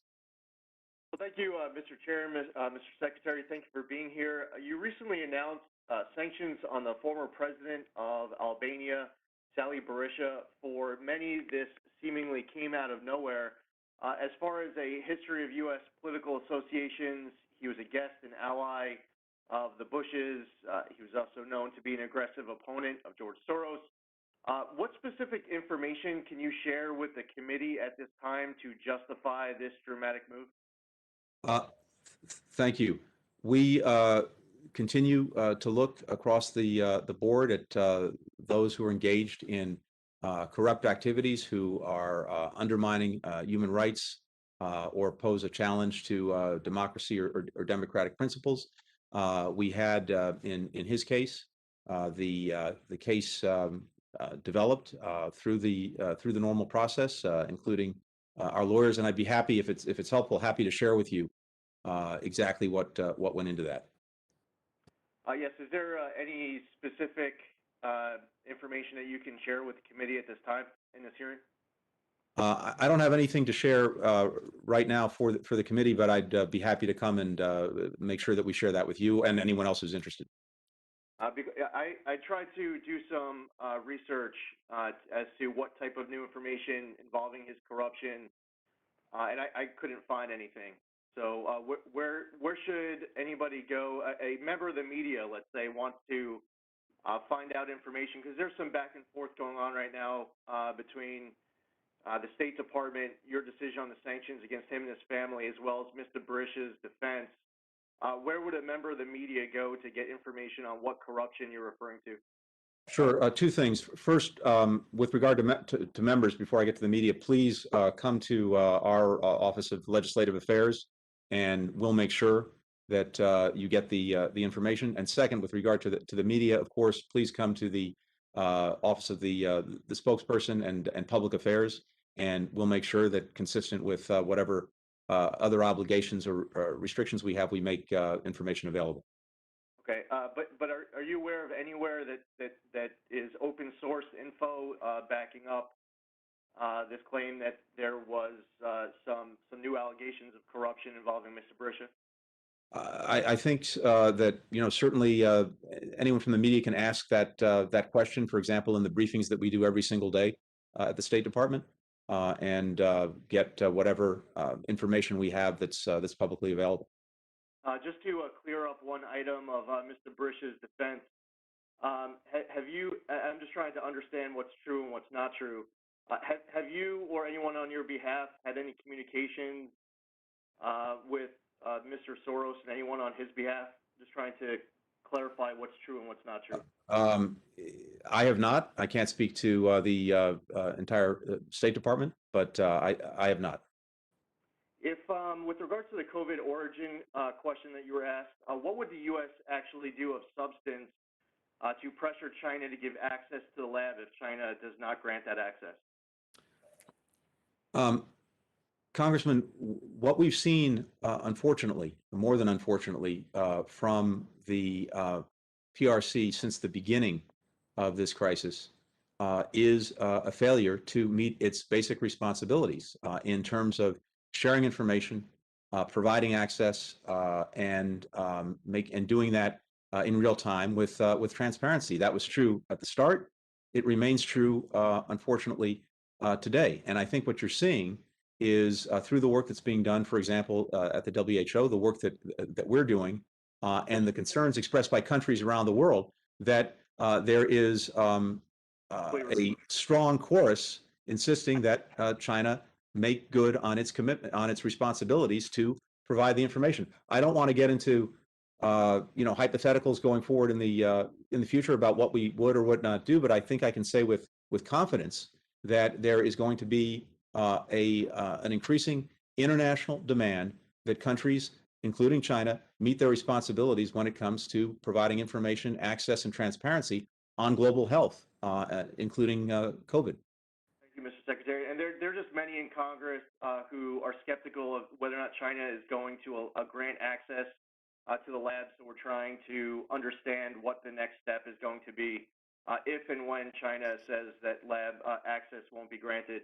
Also, clarify one other point. Does the Biden administration recognize Israeli sovereignty over the Golan Heights? Um, with with regard to that, as a practical matter, Israel has control of the Golan Heights, irrespective of its legal status, and that will have to remain unless and until things get to a point where Syria and everything operating out from Syria no longer poses a threat to Israel, and we are not anywhere near that. Thank you for that. The gentleman's time has expired. I now recognize Representative Bill Keating of Massachusetts, who's the chairman of the Subcommittee on Europe, Energy, and the Environment and Cyber, for 5 minutes. Thank you, Mr. Chairman, and thank you, Mr. Secretary. Thank you for the State Department's work, particularly with trying to free Paul Whelan, Trever Reed. My first question is this. Despite sanctions, we've seen an escalation of attacks, cyber attacks, and in our country, disrupting the food production chain, disrupting our energy chain, and I have great concerns about that expanding to healthcare institutions as well, among so many others. Despite these sanctions, they are escalating and they're becoming more of a concern. The president has moved domestically to try and shore up cooperation with the private side. We're advancing a bill here in our committee for the Cyber Diplomacy Act. What can we do to better coordinate, and what suggestions do you have for dealing with this great threat? Thank you. This is front and center in our focus, the cyber threat writ large, and of course, its most recent manifestations in terms of ransomware, which is deeply, deeply, deeply concerning. So on that, let me just speak to that very quickly.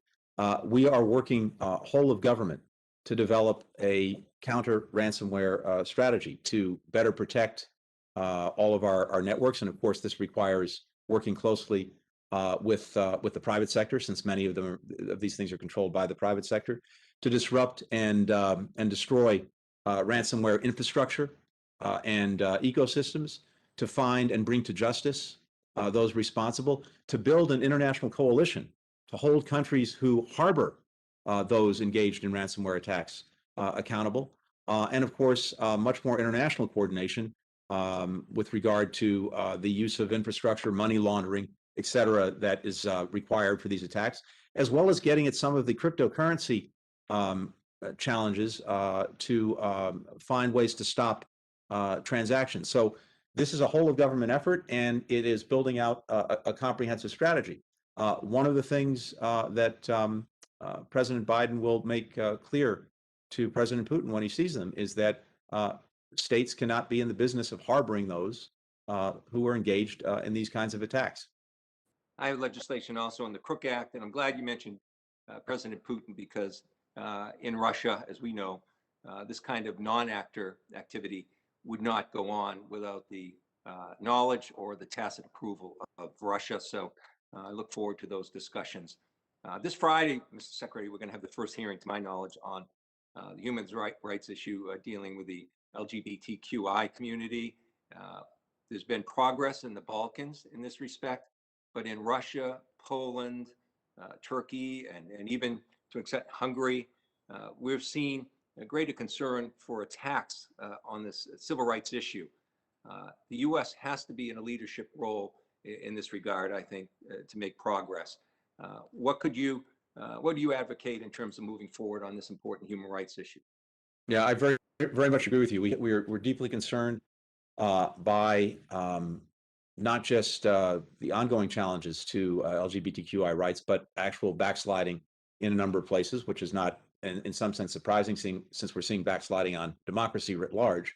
And this is very much a part of the State Department's portfolio and our work. We are engaging directly countries where we're seeing either backsliding or the failure to uphold LGBTQI rights. And this is something that our ambassadors are seized with, our diplomats are seized with, and I am seized with. And so whenever, whether it's in the countries that you referenced or others, when we're seeing a problem, we're putting a spotlight on it. We're engaging with these countries to make sure they understand that we're looking at this very, very closely and carefully, and we want to see progress. Thank you. it's great to hear that the State Department's going to take a leading role on this. It's an important priority. I'll have written questions on J-1 visas and other issues to come, but my time is waning quickly. So I want to thank you, and I yield back, Mr. Chairman. Thank you. The gentleman yields back his time. I now recognize Representative Brian Mast of Florida for 5 minutes. Thank you, Mr. Chairman. Thank you, Mr. Secretary, for being here. Appreciate the time. Just want to start with this question, Mr. Secretary, and that is this: who's in charge of Gaza? Who's in charge of Gaza? As a practical matter, probably more than anyone, Hamas. I'm glad this is an acknowledgement that we can both agree on. Would you say that any Palestinian police forces did anything to try to disrupt the thousands of rockets that were fired into Israel? I guess I would distinguish, well, first of all, it's not clear what capacity they had. In terms of any forces in Gaza, absolutely not. As you know, Palestinian police forces in the West Bank work in coordination with Israel to try to provide for security in the West Bank. There's been, I think, tremendous success with that over the years, and it's something that I know the Israelis value. But with regard to Gaza, no. Nothing in Gaza. The Palestinian National Security Forces, they have no, I don't even know that they have a jurisdiction that they could function in that way over there.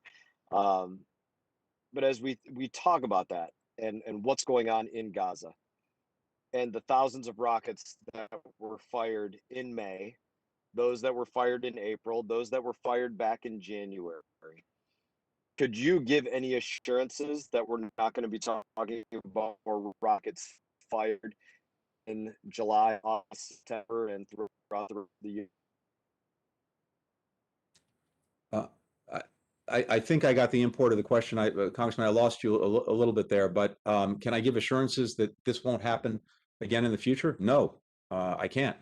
And in fact, I think that underscores the importance as well as the urgency in making sure that as we engage in addressing the deep humanitarian challenges in Gaza and rebuilding and reconstruction, we do it in a way that doesn't benefit Hamas and allow it to further rearm or put itself in a position to engage in further attacks.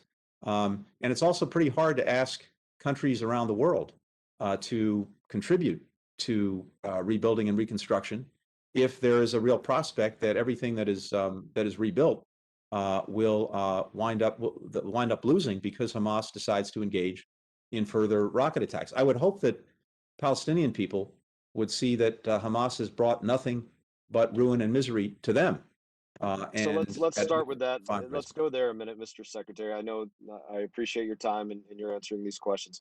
Hamas is in charge there. Why would you say Abbas is canceled? Or let me ask it this way. Would you agree Abbas has canceled elections because in all likelihood, Hamas would take the majority again as they did previously back in 2006? Mr. Abbas says that elections couldn't go forward because of the inability to vote in East Jerusalem, but I would certainly suspect that part of his calculation is concerned that Hamas would do well in elections. So it's not just that Hamas is taking over by force. If Hamas would do well in the elections, then we're talking about the people fundamentally supporting Hamas, which makes it a false hope that the people would realize, that they've been, drastically hurt by Hamas and all of their attacks. They would, in your speculation, as you've said, Hamas would probably win the majority of people voting for them. Hamas feeds very effectively on despair and the lack of hope. And so in the absence of that, some people will, unfortunately, tragically, horrifically turn to extremes, which I think only underscores the imperative, including for Israel's security, that we find ways to effectively offer. The majority. Not necessarily. Again, it depends how the way the elections, if there were elections, go forward. Groups come together in coalitions. If the Palestinian Authority groups are divided, they may well represent a majority of the people, but still not win an election, or Hamas might do better. There are all sorts of different permutations, but the point is, and I think you raised an Let's important pause a point. minute though. I think we largely agree on this. We're largely agreeing that Hamas is in charge there, and Abbas certainly recognizes that Hamas may very well win a popular election there, and we're going to give them hundreds of millions of dollars or Now, invest hundreds of millions of dollars into their infrastructure. in a way that does not benefit Hamas, and in a way that That's benefits impossible. the It's Palestinian. impossible to not benefit Hamas. Gentleman's time has expired. I now recognize Representative David Cicilline of Rhode Island for 5 minutes. Thank you, Mr. Chairman. Thank you, Mr. Secretary, for being back before the committee and for your extraordinary work. In the 3 months since you last appeared before this committee, the United States has confronted an array of challenges, including the COVID-19 pandemic and its impact on the developing world, climate change, the conspicuous rise of authoritarianism, and the renewed crisis in Gaza. It's clear that the United States needs to robustly fund the Department of State and the Agency for International Development and all of the related foreign affairs programs so that we can address the challenges of the 21st century head on. And so my first question really is, as we seek to re-enter or re-engage with the world and recenter our foreign policy, focusing on democracy, human rights, and the rule of law as pillars of United States foreign policy, we need to ensure that our diplomats have all the tools that they need to do this work. And Representative Barr and myself, along with Senator Murphy and Senator Van Hollen, have been leading on this proposal, investing in the 21st century diplomacy, a plan that would call for an increase of $12 billion for state and USAID. So, the challenges are daunting, and you are providing extraordinary leadership. But my question really is, are there enough resources there, and what can we do to further support your work? Because I think we all recognize that additional funding for key departments and agencies and programs are going to really be necessary to give our country the best chances of leading successfully.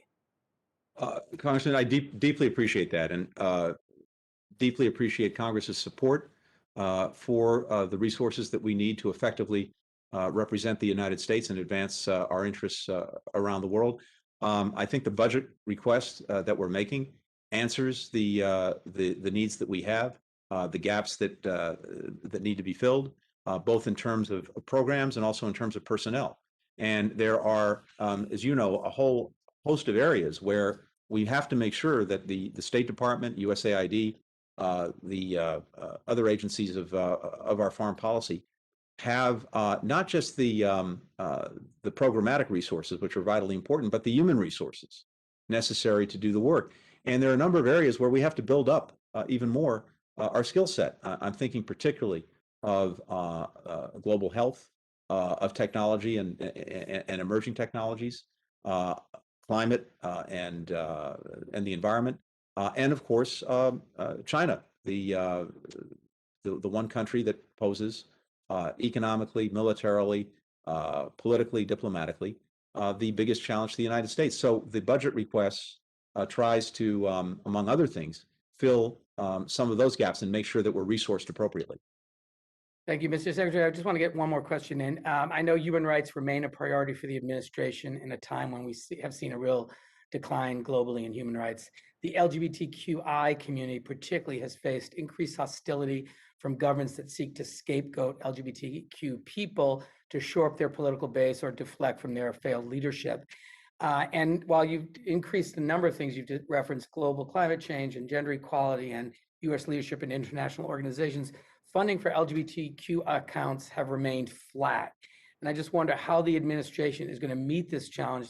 Congressman Keating mentioned it as well, of expanding the rights and protections for global LGBTQI populations with flat funding when the problem is really increasing dramatically all around the world. And, kind of how you expect to meet that challenge with that flat funding.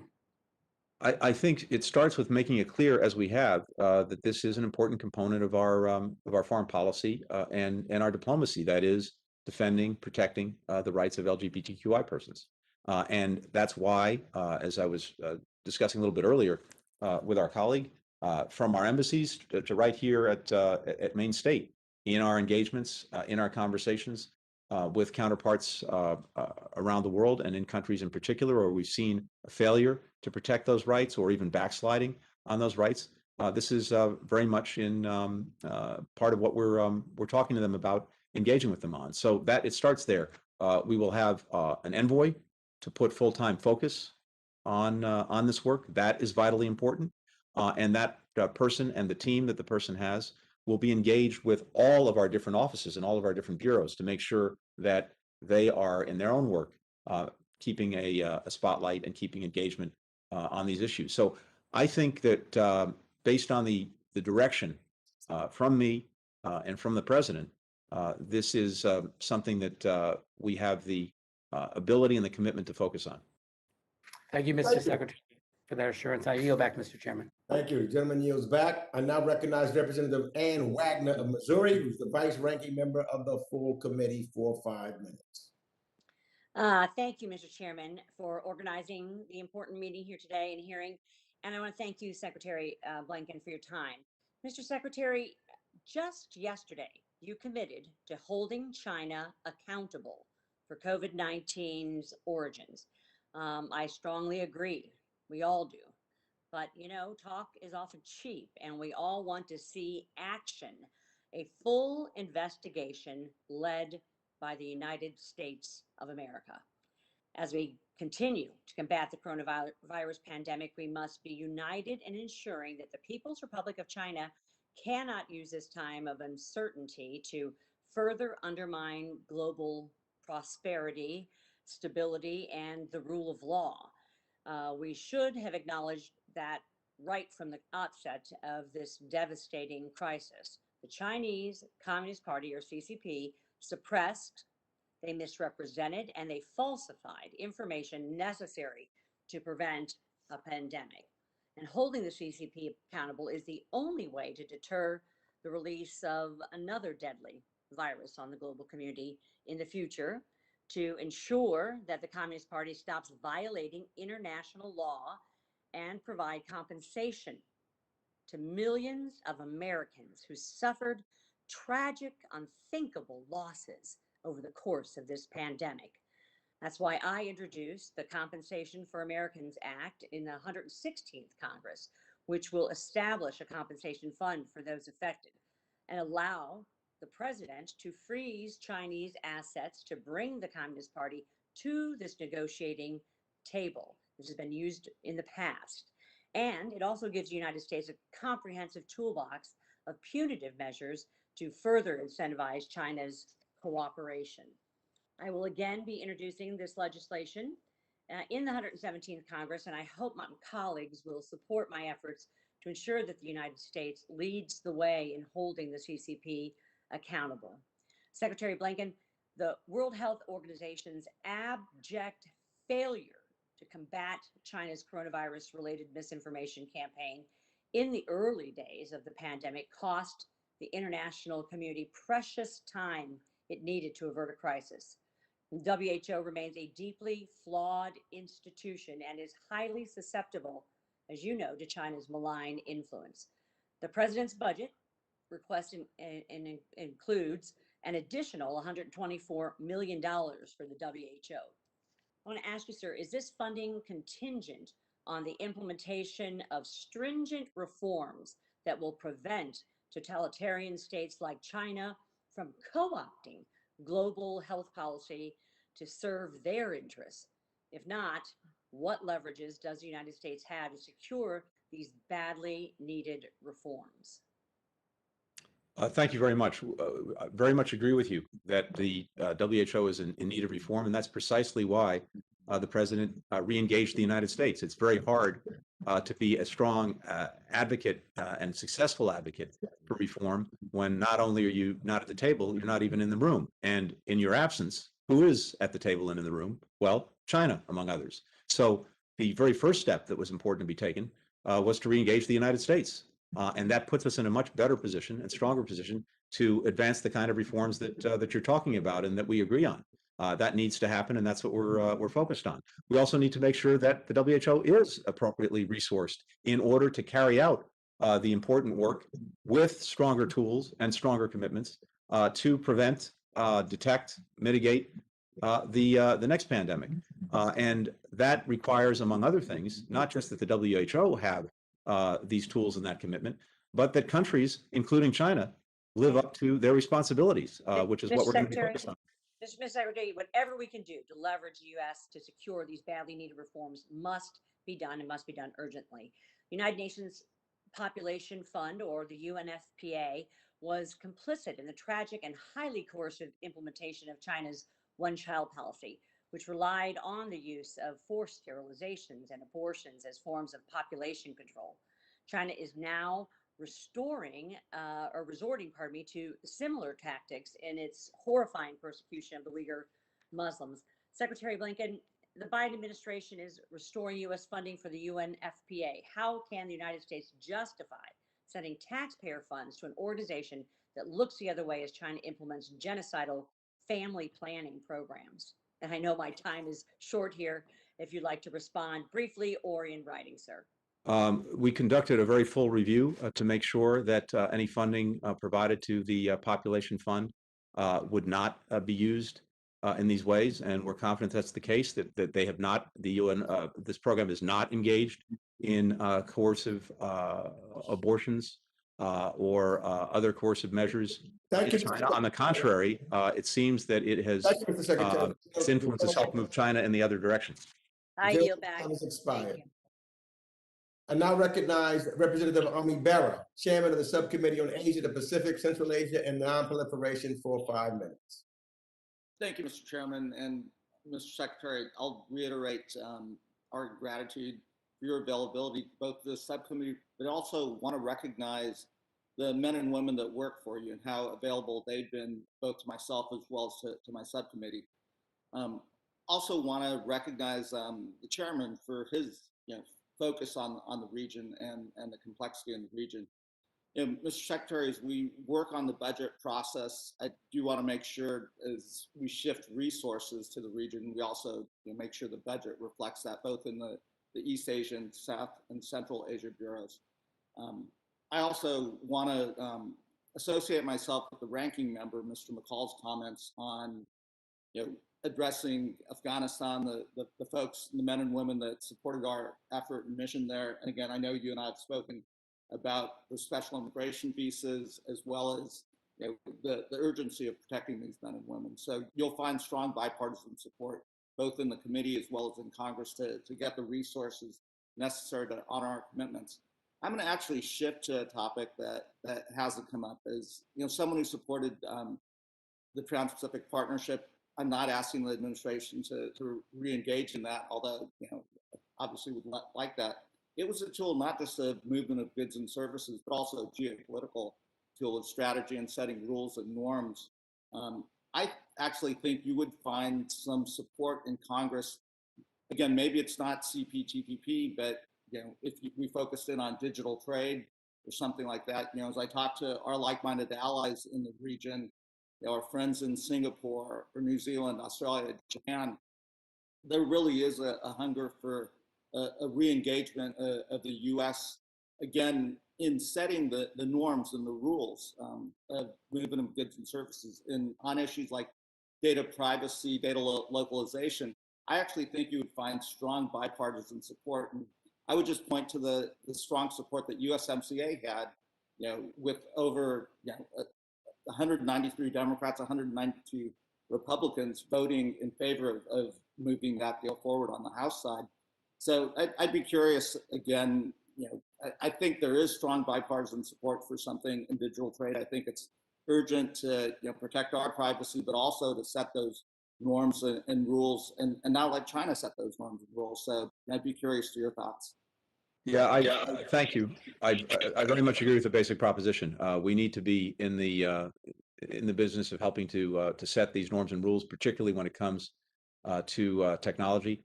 That is something that we're engaged in a number of conversations on right now. I also want to defer to my colleagues at USTR and other commerce, other places that are very much focused on this. But I agree with the basic point, and I think you'll see the United States both engaged and leading in those areas. Right. And again, I think you'll find a bipartisan coalition. As a member of the Digital Trade Caucus, which is bipartisan, and a leader in the New Democrat Coalition, 96 of us in the Democratic Caucus, I think you will find strong partnership.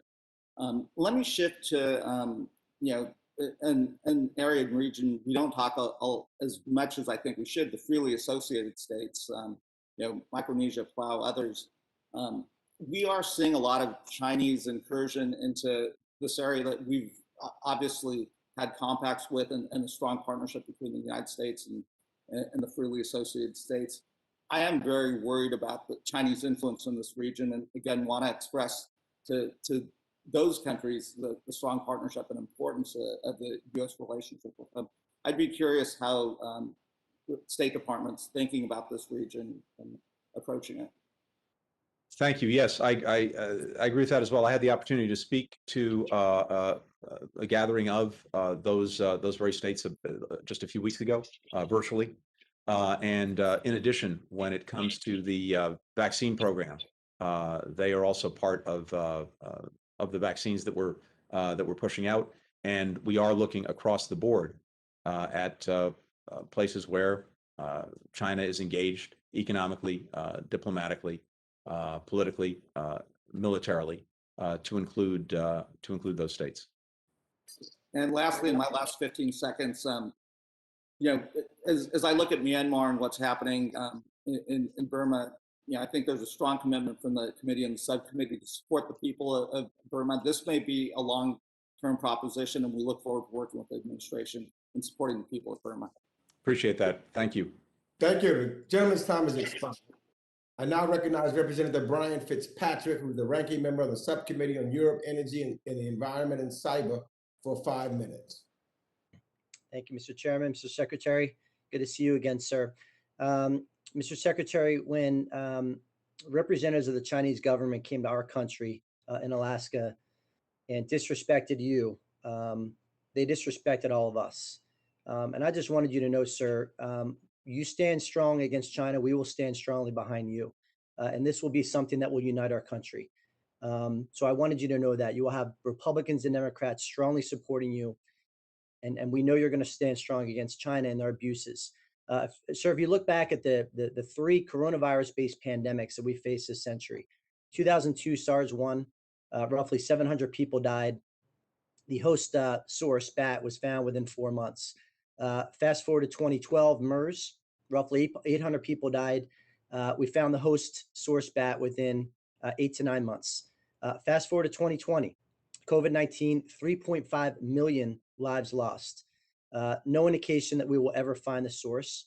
And I suspect what we will ultimately discover, and we're going to have to do it on our own through circumstantial evidence, because we're not going to gain access to anything in China, is that 75% of that virus will have been natural, 25% will have been genetically modified. And I'm not going to ask you to answer a hypothetical, sir. I don't like answering them myself, other than to say, I hope to God that there is significant consequences to China should anything come out. And we will stand behind you in a bipartisan fashion. It will unify our country. Because could you imagine if a virus leaked out from the United States that killed 3.5 million people, cost $30 trillion of lost economic growth worldwide, permanent psychological and emotional damage to our kids? There would be protests in every street across the planet. I wanted to shift, sir, though, to Nord Stream 2 and give you an opportunity to address that. Our Eastern European friends, Ukraine, Poland, the Baltics, Czech Republic, they are very concerned about this, sir, about the message it sends, where we are doing what America has done, which is essentially lift sanctions and open up Nord Stream 2, allowing Russia to not only transport gas, bypassing that whole region directly to Germany, but basically funneling corruption to them as well, and really risking our allies in the East. It's hurt relations with Germany and the United States with these allies. I wanted to give you an opportunity to respond and help us understand that. Great, thank you. And let me just first say how much I appreciate your comments about China, and look forward to working with you on that. With regard to Nord Stream 2, as you know, construction started in 2018. By the time we took office, the pipeline was over 90% physically completed. A couple of weeks ago, on May 19th, we actually sanctioned more entities, 13 ships, 4 companies than had ever been sanctioned under PISA. What we also did, though, as you know, under the law, was issue a national interest waiver with regard to Nord Stream 2 AG and its CEO. That waiver can be rescinded. There's a reason that we did that. As a practical matter, the physical completion of the pipeline was, I think, a fait accompli. And irrespective of sanctioning that entity and its CEO, that would not, in our judgment, have changed anything in terms of the physical completion. So the worst of all worlds is a pipeline that's completed, which we continue to believe is a fundamentally bad idea, a poisoned well with one of our closest partners, Germany, which, whether we like it or not, has invested a tremendous amount in this, wrongly, I think, but they did it. They had a lot of sunk costs. They were determined to see its completion. So pipeline complete, poisoned well with Germany, and no incentives for Germany to actually work with us to mitigate and correct some of the damage that this is likely to do. Now, Germany has come to the table, and we are actively engaged with them to look at what can and should, and I believe must be done to do some of the things that you've alluded to.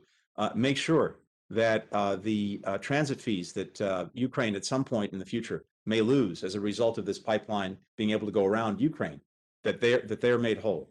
That the ability of Russia to use gas as a coercive tool or weapon against Ukraine or anyone else is eliminated, and there are ways to do that.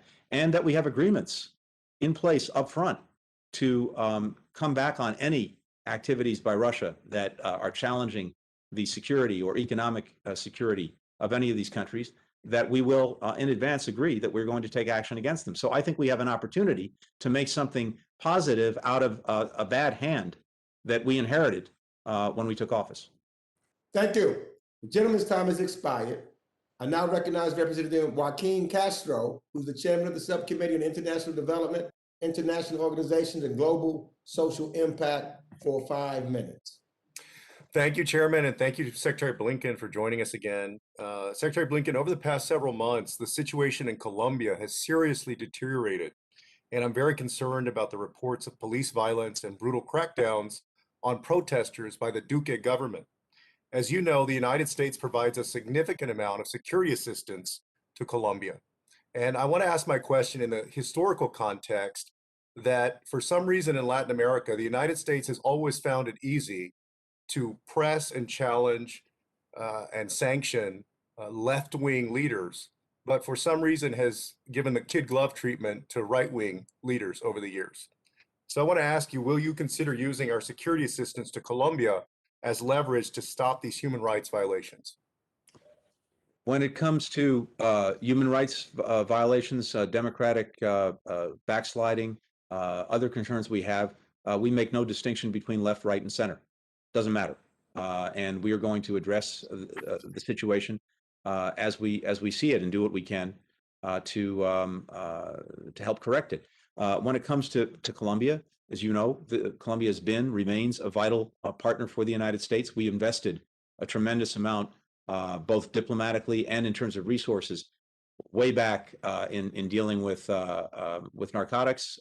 That continues, and then helping to bring peace, including the historic agreement in 2016 with the FARC, and we continue to be invested in trying to make sure that we help Colombia implement that agreement in a meaningful way. And when it comes to the protests, we have been very concerned about the use of excessive force by the police, other concerns about human rights abuses that have been raised. And we've called upon the government, and in fact, I met with the foreign minister just about a week ago to make sure that the police respect peaceful protest and also that the government investigate and hold accountable any of those engaged in the use of excessive force. At the same time, what we have seen is the government working to bring together all of the stakeholders in a dialogue to try to both understand and then hopefully act on the very legitimate concerns and grievances that many of the protesters have brought to the fore. And that process is ongoing and we support it. No, thank you very much for those actions. And of course, our committee will be monitoring the situation closely in Colombia. I want to ask you about separated families. A few weeks ago, I sent a letter to you and the other co-chairs of the Reunification Task Force asking you to support my legislation with Senator Blumenthal, the Families Belong Together Act, to ensure these families are given permanent status in the United States.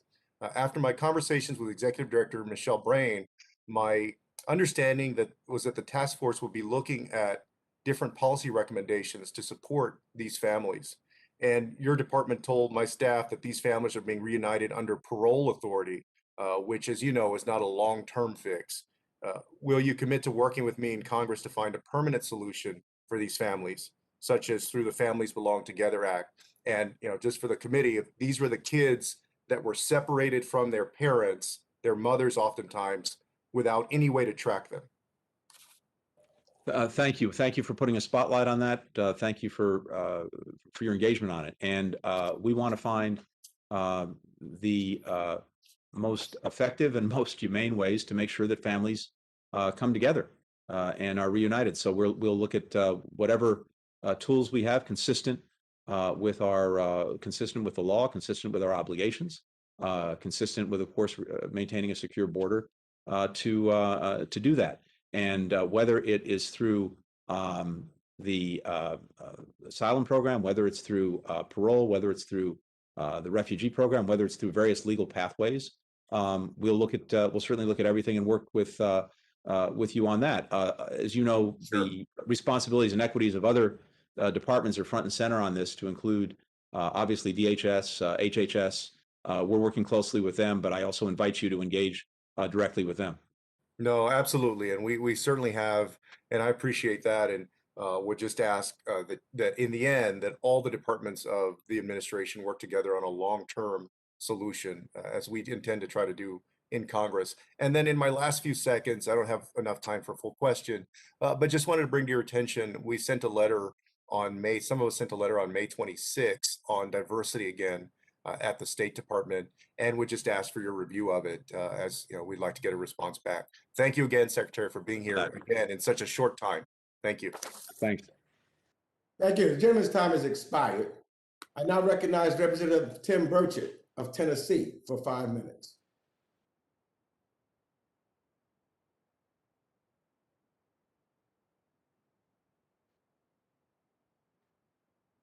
We can't hear you, Representative Burchett. There we go. I'm sorry, Mr. Chairman. I'm sorry you missed that. I said some really nice things about you. I want to yield some time, if I could, a minute to Representative Maria Salazar from Florida before I go speak, Mr. Chairman, if that'd be appropriate. That is appropriate. Gentleman yields. Yes, thank you very much. Thank you, Chairman. And Secretary Blinken, thank you for your time and for being here with us. Maria Salazar from District Number 27, and we have a deeply troubling situation in Nicaragua. I commend you for caring about this topic, and I serve hundreds of thousands of Nicaraguans, exiled community in my district. In Costa Rica, as you know, a few days ago, you met with Nicaraguan Foreign Minister Dennis Moncada and reinforced the importance of free and fair elections this coming November. I am disgusted, and I am sure you are too, by Daniel Ortega's response to your good advice. Immediately after your conversation, the Ortega regime arrested two presidential candidates, Cristiana Chamorro and Arturo Cruz. At this hour, Cruz is in a military jail and Cristiana is under house arrest. Daniel Ortega is following Fidel and Chavez's textbook on how to rig a presidential election. And as you know, sir, Nicaragua is part of a free trade agreement with this country, with the United States, known as the CAFTA-DR. So I have one question for you, Mr. Secretary. Should this country, the United States, a free country, the beacon of hope and human rights, have a free trade agreement with dictators in this hemisphere who rig elections and jail his political opponents? I would like your answer, Mr. Secretary. Thank you. First of all, I very much share all the concerns that you've expressed and call, as you do, for the immediate release of Mrs. Chamorro and her colleagues. That was outrageous. Maybe not surprising, but certainly outrageous. Second, we're going to look at all the tools that we have, economic and otherwise, to try to move Nicaragua on a better path. Unfortunately, to your point, it's moving in exactly the opposite direction. And yes, thank you very much for that answer. And I certainly would love to follow up with this discussion with you and the U.S. Trade Representative, Catherine Tai, in order to discuss this topic even more. I think Ortega only understands when the United States speaks loud and clear. And I thank you very much for caring. I commend you, and I continue helping you in this. This is a bipartisan issue. This has nothing to do with parties. And we're here to help you. Thank you very much, sir. I appreciate that. Now I yield back to the gentleman from Tennessee, and I thank you very much for your time. Gentleman reclaims his time. Thank you, Mr. Chairman. And thank you, sir, for being on here with us. In a speech, President Xi recently told his subordinates to focus on a trustworthy, lovable, just kind of laughable, and respectable image for China. Does this mark the end of the Chinese Communist Party's wolf warrior diplomacy, and why this sudden change in tactics? I can't. Thank you. I can't speak for President Xi or what he or others may have in mind. But here's one possibility. It may well be that China has concluded that soft power is pretty important too, and the way it is engaging around the world is alienating more people than it is attracting. So this may be a manifestation of that recognition. Having said that, I don't want to draw any clear conclusions from that. I can't get inside their thinking on this. Okay. Well, when Secretary Kerry was here with us a few weeks ago, I asked him why his office even existed, given the fact that the State Department already has an entire bureau devoted to oceans and international environment and scientific affairs. He admitted that it was a fair question. And last month, I also sent you a letter regarding Secretary Kerry's role in the administration. It seems it's very duplicitous. It's in several other departments doing the exact same thing. And I've yet to hear back from y'all. And so what I was wondering what the necessities the Office for the Special Presidential Envoy for Climate has. Sure. No, I appreciate the question. And just quickly, let me say a couple of things.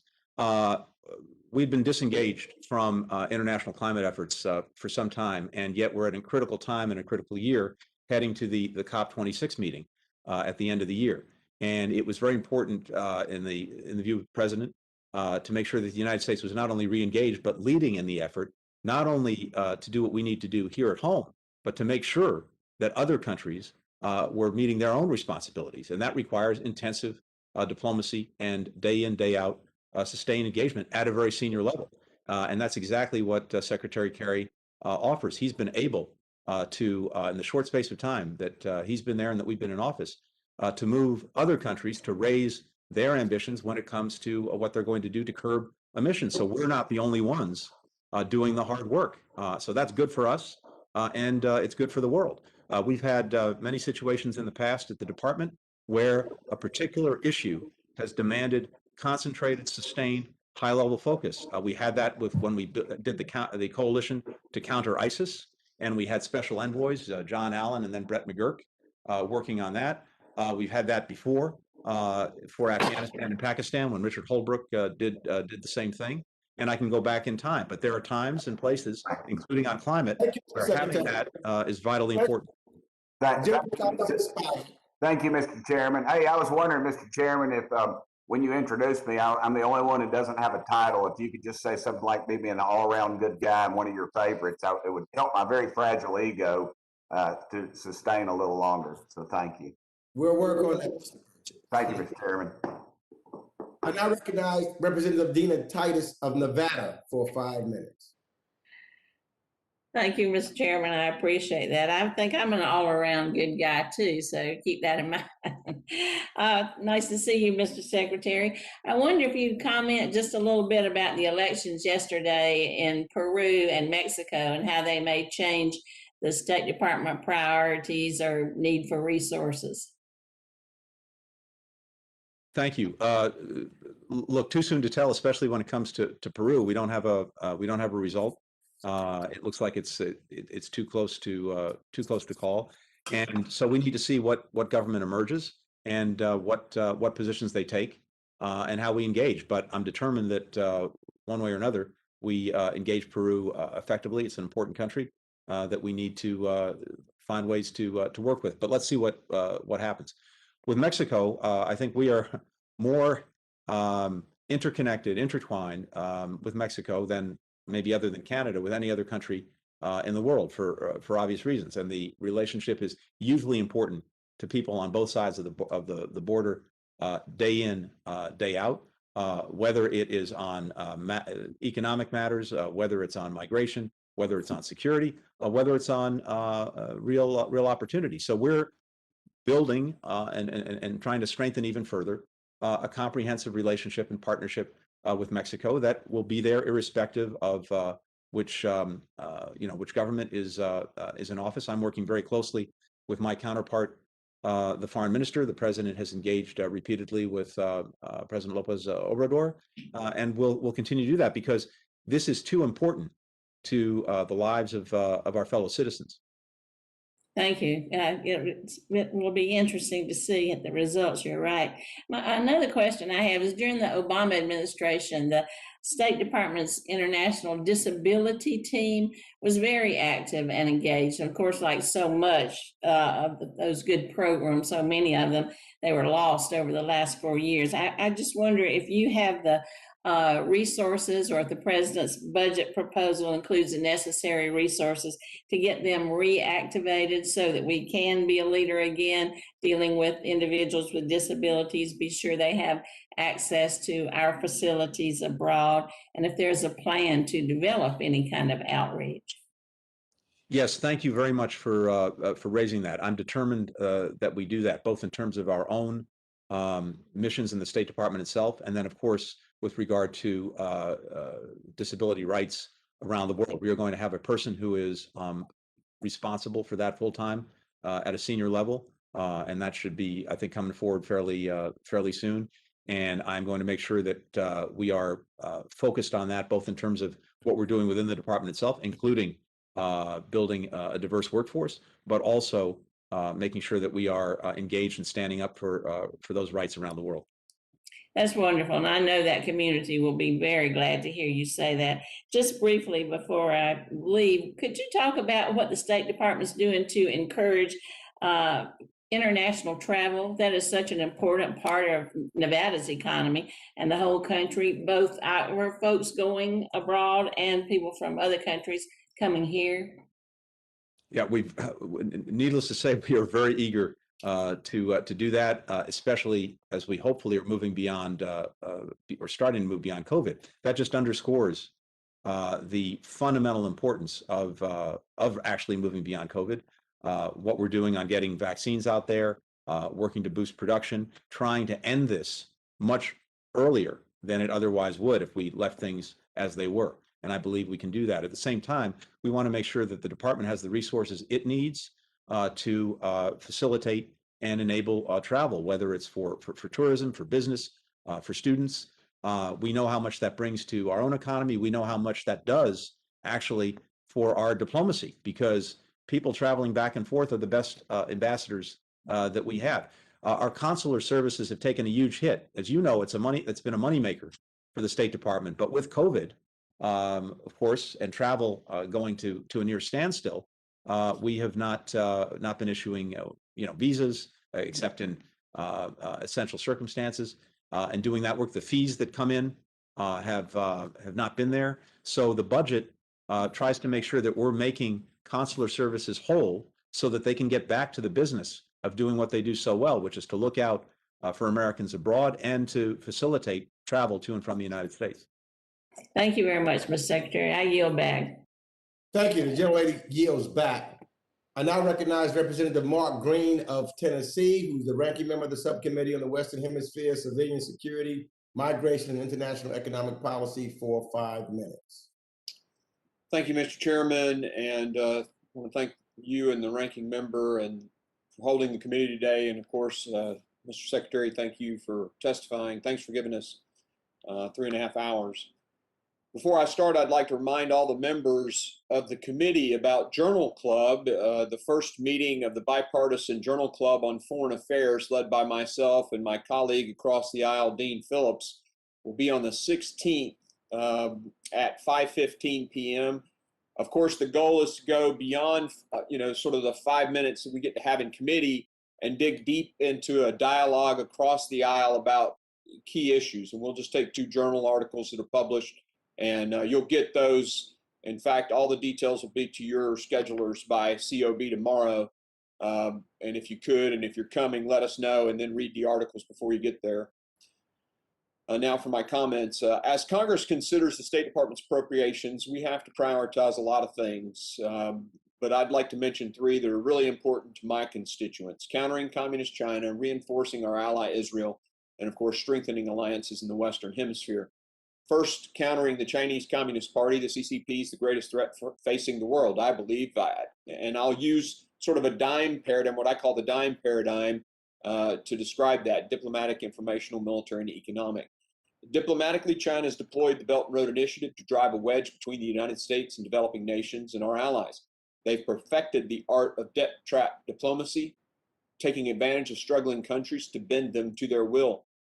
Informationally, you look no further than COVID-19. Rather than alerting the world about the coronavirus outbreak, the CCP focused on silencing their own doctors, scientists, and journalists who tried to warn us. Additionally, the CCP's cyber attacks on U.S. military personnel information, the F-35 submarine bases, are well known, and China has deployed Western technology to supply on and oppress the Uyghurs, and have even conducted genocide against them. Militarily, China has been deploying its forces and building islands in the South China Sea in violation of international court judgments. Just a few weeks ago, the Chinese People's Liberation Army Navy opened its first overseas base in the Horn of Africa, and lately we've seen alarming trends in the Chinese state-backed entities looking to gobble up American companies critical to our national security. Economically, China continues to steal intellectual property from Western nations, especially the U.S. Huawei's theft of Motorola technology, which led to the company's demise, the loss of thousands of U.S. jobs, and billions from the U.S. GDP. It's a case study in their predatory behavior. The U.S. Trade Representative has estimated that China's IP theft has cost our GDP between 200 and 600 billion annually. And of course, China continues to practice currency manipulation and unfair trade behavior. The second priority must be reflected in the budget is supporting Israel, one of our greatest allies. From my experience fighting the war on terror, I know that the Middle East is fraught with instability, insecurity, and lots of uncertainty.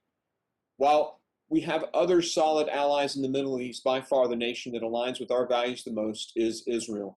It's a thriving democracy that respects human rights and shares our Western values. Unfortunately, Israel has once again come under threat. Just last month, Hamas militants reportedly fired over 4,000 rockets deep into Israeli territory. Given the importance of Israel to regional security, we have to ensure that the State Department's budget enhances our diplomatic and security partnership. And lastly, strengthening the Western Hemisphere. As ranking member of the Western Hemisphere, working side by side with Chairman Cirrus, it's our job to advocate for stronger relationships with Latin America and Caribbean countries. It's a region of significant opportunity that's too often overlooked. There are weak economies there, areas of human rights violations, corruption, and violence have increased, and the dangerous surge of illegal migration at our southern border is due to push factors in those countries. Over the last few decades, many manufacturing jobs have left Latin America and gone to communist China. According to the Inter-American Development Bank, up to 80 billion in annual imports from China to the United States could be replaced by Latin American exports. And that's why I'm drafting nearshoring legislation to bring those jobs back, working with leaderships of the IDB and DFC. And Mr. Secretary, I'd like to let you know that Mr. Zuniga has been very cooperative, and we have plans for breakfast soon. In addition to advancing economic opportunities, we must stand up to oppressive socialist regimes in Cuba, Venezuela, and the increasingly authoritarian government in Nicaragua. Human rights are universal, and America must support freedom and democracy in the region. Finally, we must work with our allies to combat corruption, disrupt drug and human trafficking networks, and reduce illegal migration. Mr. Secretary, just one real quick question. No one's asked yet that I've heard about. The gentleman is out of time. Thank you. I now move to, I now recognize Representative Susan Wild of Pennsylvania for 5 minutes. Thank you, Mr. Chair. I appreciate that. And welcome, Mr. Secretary. So proud and happy to have you here with our committee. And I've been listening to your testimony with great interest. I want to ask you first, Mr. Secretary, in the year 2020, China for the first time surpassed the United States as the European Union's greatest or largest trading partner. And at the same time, the US's overall trade deficit in 2020 reached its highest point in 12 years. So I'd like you to address, if you would, from the State Department's perspective, the priority for restoring our role with the EU and others in terms of being trading partners and the importance of it for our economic and national security. Thank you. I think it's fundamental and central, and we're very, very focused on it. Two things very quickly. The president will be going to Europe in just a few days, and as part of that, he'll be having a very important meeting with the leaders of the European Union, and I know he will focus on these issues. We just reestablished a dialogue with the EU on China, a US-EU dialogue on China. I think that's particularly important and timely.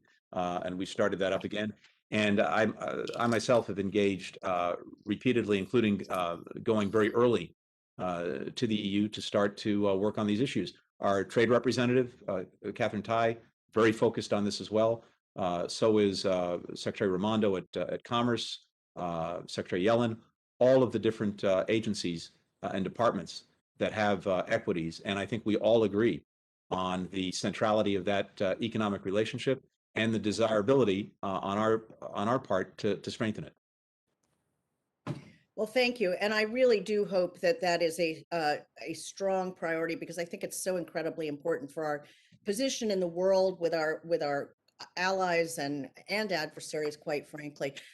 My other great interest, in addition to trade, is human rights, Mr. Secretary, and I know that many of my colleagues will join me in welcoming your strong commitment to a foreign policy that centers human rights concerns at its core. And I'd like to ask you specifically about human rights concerns as they relate to our relationship with the Philippines. We know that in March of this year, authorities in the Philippines conducted raids that led to brutal deaths of at least 9 labor activists and dissidents. Only a latest example of a pattern of mass human rights violations under the Duterte regime. So without going any further, can I just ask, has the administration taken any substantive actions in response to these specific events, and or talked and conveyed to this regime our view of their actions? Thank you. In short, yes. And certainly when it comes to concerns about human rights in the Philippines, we and I personally have been directly engaged on this, including with my counterpart. This is very much a part of the conversation and engagement that we have with the Philippines. And as you know, the president has been determined and committed to put human rights at the center of our foreign policy, and that's irrespective of where we see these concerns arise, whether it's the Philippines or anywhere else. Well, can I ask you, is this administration going to review current military assistance to the Philippines? We will make sure, whether it's, again, with regard to the Philippines or anywhere else, that we are effectively using whatever tools we have to try to make sure that human rights are being respected, defended, advanced. We have to make judgments based on the particular situations in specific countries. But in each case, we'll look to try to make sure that we're doing and making the best judgment possible on how to most effectively advance the defense of human rights.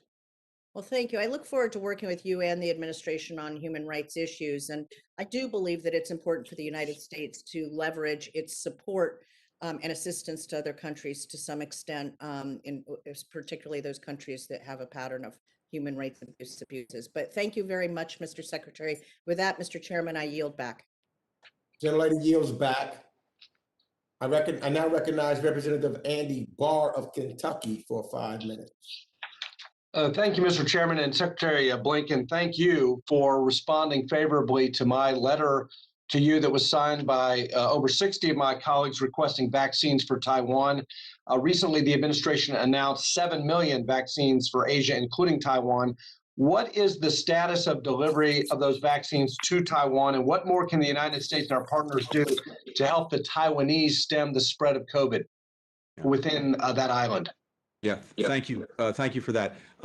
We are moving out as expeditiously as we possibly can in getting the vaccines out there, including to Taiwan. I think work is being done on that as we speak, and I think things will start to flow in the coming days and certainly the next couple of weeks. We're committed to getting the 80 million vaccines allocated by the end of the month, early into July, but the first 25 million should start to move soon. We want to make sure that we're doing it obviously safely, effectively, efficiently. That, as you know, the logistics of this are not without complication, but I think you'll see that happening in the days and certainly weeks ahead.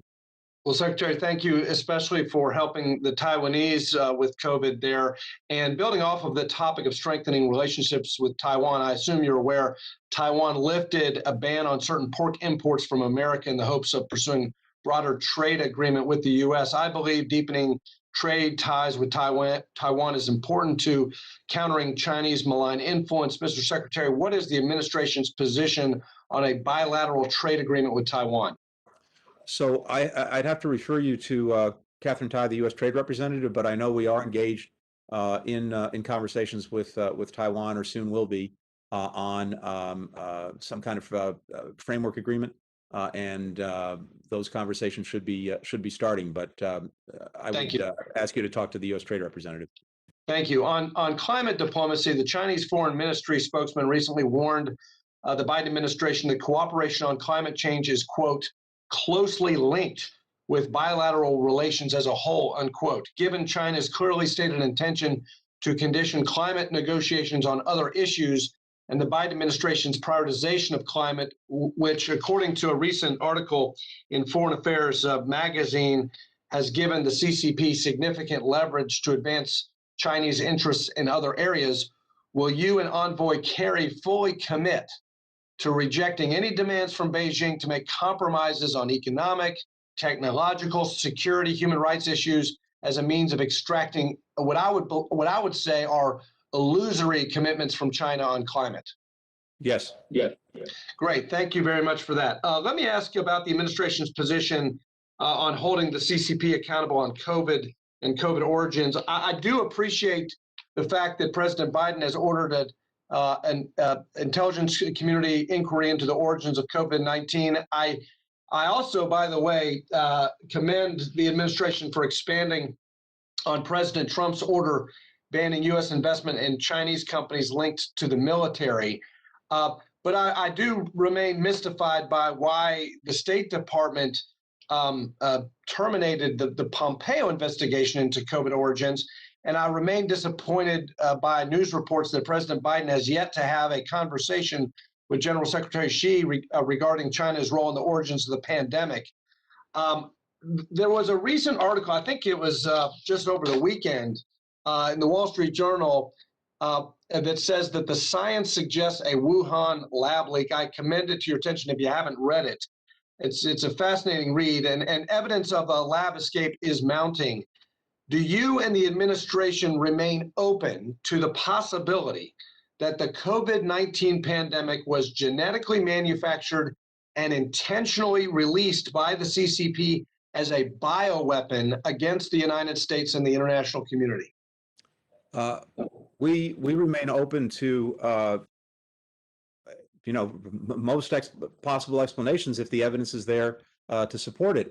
The initial inquiry that the president ordered back in March and that reported out some weeks ago concluded that the two most likely scenarios were a natural occurrence and transmission from animal to human and a lab leak. And I think no one has yet found conclusive dispositive evidence that makes clear which one of those it is, which is why the president that you just referred to this ordered the intelligence community to do an intensive whole of government 90-day review to see if we can finally come to a determination of what happened, where it happened, why it happened. Well, thank you. And take a look at that article. It's fairly interesting about the science. Yield back. Gentleman's time has expired. I now recognize Representative Ted Lieu of California for 5 minutes. Thank you, Chairman Meeks, and thank you, Secretary Blinken, for your leadership. At our last hearing, we discussed the issue of assignment restrictions, which is the practice of the State Department to prohibit certain employees from working on issues related to certain countries. This practice affects a number of current State Department employees, as well as potentially a number of their 500 new employees that you seek to hire.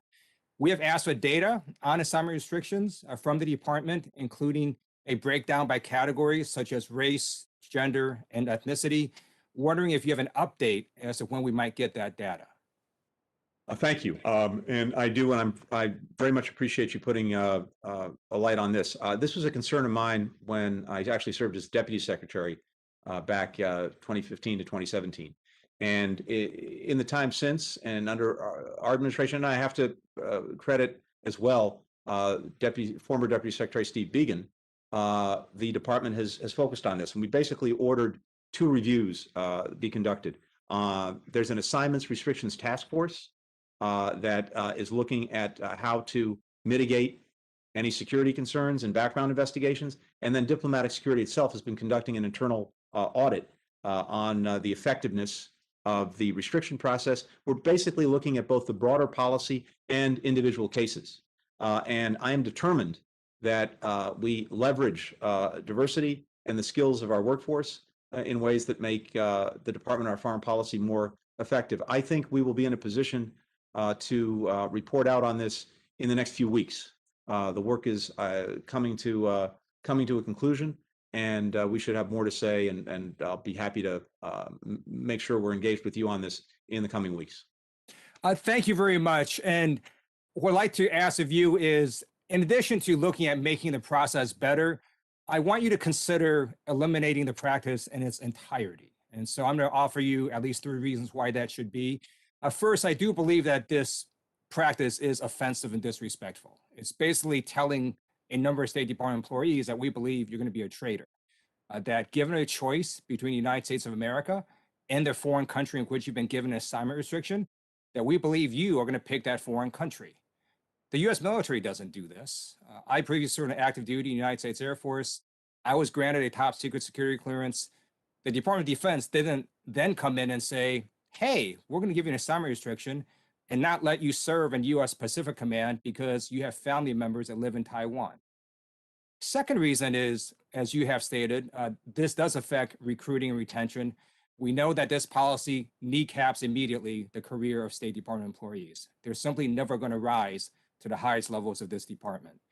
I had a meeting last month, actually an event, with former Ambassador to South Korea, Harry Harris, who was appointed by President Trump. And he agreed that this was a deeply problematic practice. As you know, he also happened to have been the first Japanese-American admiral of U.S. Pacific Command. If the Pentagon early in his career had gone to him and said, hey, you cannot work on issues related to Japan, would he have ever risen to the rank of admiral and commander of U.S. Pacific Command? He would not. But the military doesn't do that, and that's a reason that the U.S. benefited from his expertise and his talent. And then finally, I just want to note that in the 21st century, virtually every country has interests beyond their borders. So it makes little sense to have geographic limitations with assignment restrictions. Let's say a Russian-American employee is given an assignment restriction because she has an aunt that lives in St. Petersburg. And so the State Department then decides to put her in Azerbaijan.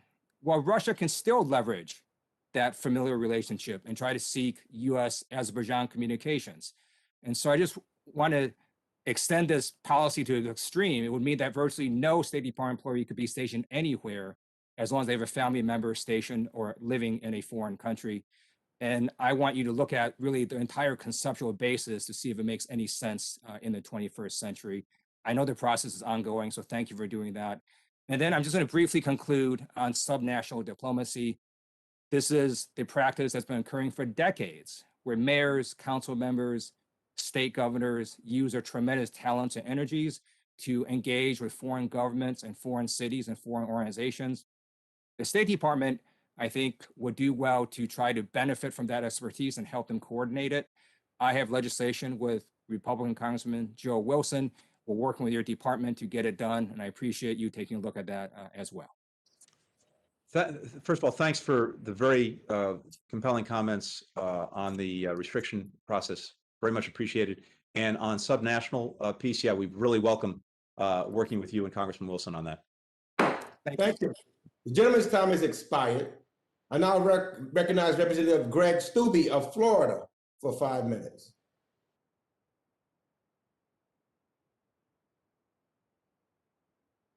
We can't hear you. My apologies.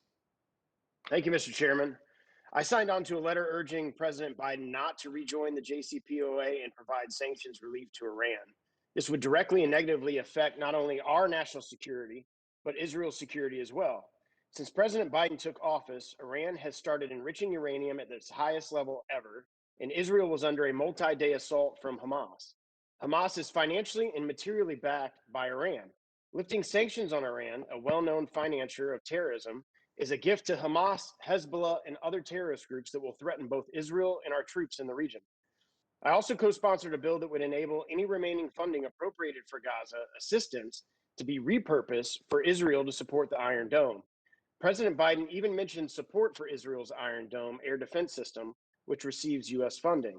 The system intercepted most of the 3,000 rockets Hamas fired in the recent conflict, keeping Israel's death toll relatively low. However, President Biden also promised $110 million to go towards rebuilding Gaza with assistance and funding through the UN efforts. Hamas controls Gaza through its security forces and obtains resources from smuggling, informal taxes, and reported external assistance from some Arab sources in Iran. How do you plan on ensuring that Hamas does not benefit from the $110 million in U.S. assistance? Thank you. I was just, I think, as you know, in Israel about a week, 10 days ago, meeting with officials from the government across the board. And I think there is an increased understanding that Hamas has fed off of misery, fed off of a lack of hope. And if that is perpetuated, it's unfortunately likely to get stronger, despite the fact that it itself has been responsible for bringing much of that misery onto the Palestinian people. There is an understanding and a commitment, I think, on the part of Israel, both to respond to the real humanitarian crisis that exists in Gaza now: water, electricity, sanitation, sewage. If you look at what is happening, it is on a human level, and our Israeli counterparts agree with this, unacceptable. So we need to do something about that. And when it comes to reconstruction, there is both a belief and a commitment, I think, on the part of Israel, the United Nations, Egypt, ourselves, and others, that we can do this in a way that does not result in materials being siphoned off by Hamas to rebuild tunnels or reconstitute more of their rocket force. I agree with you. It's very important that we have a mechanism that we are confident in, that the Israelis are confident in, that allows us to do that. And that's exactly what we're working on. Well, how are you going to do that if Hamas controls Gaza? How are you going to ensure that American taxpayer dollars are not going to be inadvertently directed to Hamas? We've worked in the past, and others have worked in the past, including Israel, with different organizations, institutions, entities, to make sure that, first of all, we know exactly what needs to be legitimately rebuilt, and then that the resources are allocated to do just that, and nothing more. And we're certainly look forward to be able to come to Congress as these plans develop with how that would work. Yeah, I would look forward to us doing oversight on that after the resources are spent. Mr. Secretary, you would not admit when asked during the conflict that Hamas was getting their arms from Iran, but then after the war ended, the head of Hamas, Ismail Haniyeh, thanked Iran for the weapons. The other terrorist organizations in Gaza, the Palestinian Islamic Jihad, is a direct proxy of Iran. How can you say you support Israel's security while wanting to enter a deal where Iran is going to get billions in new weapons? Iran's support for Hamas has been a persistent problem for a long time, a problem that existed before the nuclear deal, that continued during the nuclear deal, and continues today despite the so-called maximum pressure campaign when we're out of the deal. And that's a problem that we have to address. When I was asked about this, I needed to make sure that I understood from our own intelligence, from the Israelis, from others, exactly what was going on. I think Hamas has been provided by Iran in the past with key components, technical knowledge for the program. The best assessment, public assessment that we have is that in this most recent incident, most of the rockets were indigenously produced in Gaza by Hamas. That does not in any way excuse Iran's support for Hamas, including very strong rhetorical support in this most recent incident. Gentleman is out of time. Time has expired. I now recognize Representative Dean Phillips of Minnesota for 5 minutes. Thank you, Mr. Chairman. Greetings, Mr. Secretary. Grateful for your service to our country. Mr. Secretary, do you agree that it's a net benefit to our national security by addressing state fragility proactively, by providing assistance and helping reduce political instability and reduce opportunities for non-state actors? I do. And as you surely know, and by the way, I agree, of course, the FY 2019 NDAA authorizes the Secretary of Defense to transfer up to $75 million to other agencies in our government for foreign assistance programs and activities that are necessary for security cooperation. However, as far as I'm aware, none of those dollars have been released or utilized to date. The FY 2020 NDAA also allows for the DoD to support stabilization activities in national security interests of the United States. Clearly, the president's budget places a strong emphasis on the need to address global fragility. So using the authorities that Congress has already provided, are there ways for DOS and DoD to better collaborate with one another on such important strategies? Yes, I believe there are. I have constant dialogue, conversation with my friend and colleague, the Secretary of Defense. We're talking about this every single week, and we're all looking, not just Defense and State, but all of the departments to look at how we can both better coordinate and leverage the resources that we may have in individual departments to advance common objectives. And I think Secretary Austin would be the first to agree that state fragility is a real concern for him. I know it's a concern for the President of the United States, and they both know that if we don't address these things up front, then we're likely to have to address them in different, more costly ways at the other end. So we're all focused on this, and we want to make sure that, yes, we use the authorities that we have to focus resources where they need focus. Great. I couldn't have said it better, and grateful for your shared interest. I want to talk about the world's kids, too. As you're well aware, surging global youth population around the world is the opportunity for enormous potential, can drive transformation and unleash quite a bit of disruption. I would say also the effects of COVID-19 has disproportionately affected kids around the world. 1.6 billion students out of school, 1 in 6 have stopped working. Social political unrest in many nations driven by youth protests spreading throughout the world. And yet the global youth population hasn't even peaked yet, expected to reach 1.4 billion by 2065. And in the poorest nations in the world, youth population expected to increase by 62% by 2050. So with the largest youth population boom ever and COVID-19 robbing so many kids around the world of education, employment, and engagement opportunities, what is the Department of State's and USAID's strategy to ensure that young people around the world are at the center of our pandemic recovery efforts? Yeah, that's a really great question and an important observation. And I think both with regard to COVID itself and recovery from that, but even more broadly, we have to have this youth population front and center in mind. Africa is among one, compelling and immediate example, irrespective of COVID, but of course exacerbated by COVID. You've got 1.3 billion people on the African continent. The median age is 19, to your point.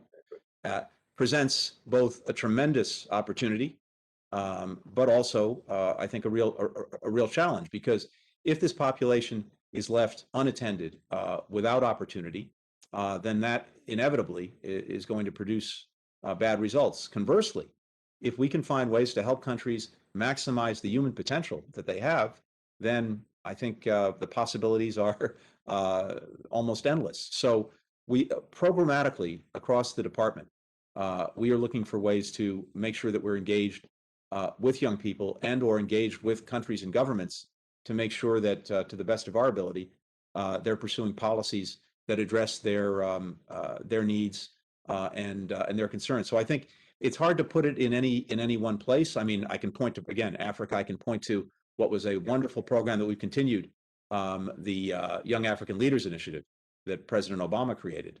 But we have those kinds of programs. But this also goes to our economic engagement, our diplomatic engagement, our engagement on technology across the board. But I'd be happy to and would welcome your thoughts on that going forward. And I would encourage you to consider a senior level advisor, youth advisor to help in these efforts. I only know I have a couple seconds left. I just want to make a statement quickly about Ethiopia. We're all aware of our concerns there and the circumstances. Pleased by the fact that President's brought Ambassador Feltman as a special envoy for the Horn of Africa. I just want to support your efforts to address what is becoming a terrible humanitarian crisis in a country of great importance. And I want to thank you for your service. I yield back.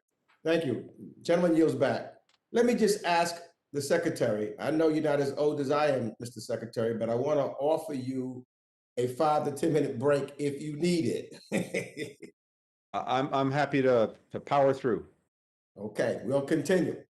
So next, I will recognize Representative Dan Muser of Pennsylvania for 5 minutes. Thanks, Mr. Chairman. Appreciate that very much. And my thanks to Ranking Member McCall and Mr. Secretary. We all greatly appreciate you being here with us today. I represent Pennsylvania's 9th. We are nationally renowned in Pennsylvania's 9th for many things, including Christmas trees, candy, beer. You went on mute. I hit it by accident. Thank you, Chairman. But we're also in Pennsylvania's 9th, throughout Pennsylvania, renowned for our anthracite coal. Anthracite coal, Mr. Secretary, is very rarely used as an energy product. It is primarily used to serve as the most important raw material for domestic steel production. So anthracite coal is almost pure form of carbon, and its low levels of sulfur and other impurities make it the most important raw material in the production of domestic steel. Today, anthracite is the most efficient and cleanest type of coal for this purpose. A stable domestic anthracite industry is critical to the resiliency of the U.S. steel industry. I'm concerned Russia is attempting to undermine our domestic supply, which creates a national security, as well as a threat to our economy, but also a threat to our national security that does in fact need our attention. Russia's systematic and exponentially growing dumping of Russian anthracite coal to the United States steel industry directly impacts anthracite production in my district, primarily in our Schuylkill, Northumberland, and Luzerne counties. Pennsylvania anthracite is again the key component of U.S. steel production, and because it can be purified before its use, it represents, again, a very clean and efficient method. But these numbers, Mr. Secretary, are actually staggering. Over the last 5 years, Pennsylvania anthracite production has shrunk from approximately 2.27 million tons of anthracite to 1.8 million tons. This reduction is 20%, over a 20% reduction in only 4 years. Conversely, total sales of Russian anthracite have increased from approximately 6,000 tons in 2016 to approximately 22,000 tons in 2020, which is 12 times higher than our domestic usage. So 90% of the most important raw material in our nation's steel production comes from Russia. Mr. Secretary, I ask you first, are you aware of the enormous increase in Russian anthracite coal that is being used in our U.S. steel production? No, I have to acknowledge this is news to me, not something I focused on, and I very much appreciate you bringing it to my attention. That's great. I appreciate that as well. Are you then aware, or is the State Department, or can you look into what are strongly considered to be very questionable and perhaps illegal dumping of Russian anthracite into the U.S.? Yes, and what I'd like to do, Congressman, is first of all, make sure that from your office, we have all the information you have. Second, I will share that or make sure it's shared with my colleagues who have direct responsibility for this, starting with the U.S. Trade Representative in her office, as well as other departments like Commerce, and then we can go from there. But I'd really welcome getting the information. That's great, Secretary. I will get you the information, and it sounds as if you will be willing to work with me and other stakeholders in trying to counter what very well could be illegal dumping and help support the U.S. steel industry. Yes, Congressman. That's terrific. Thank you, Mr. Secretary. And Mr. Chairman, I yield back the remainder of my time. Gentleman yields back.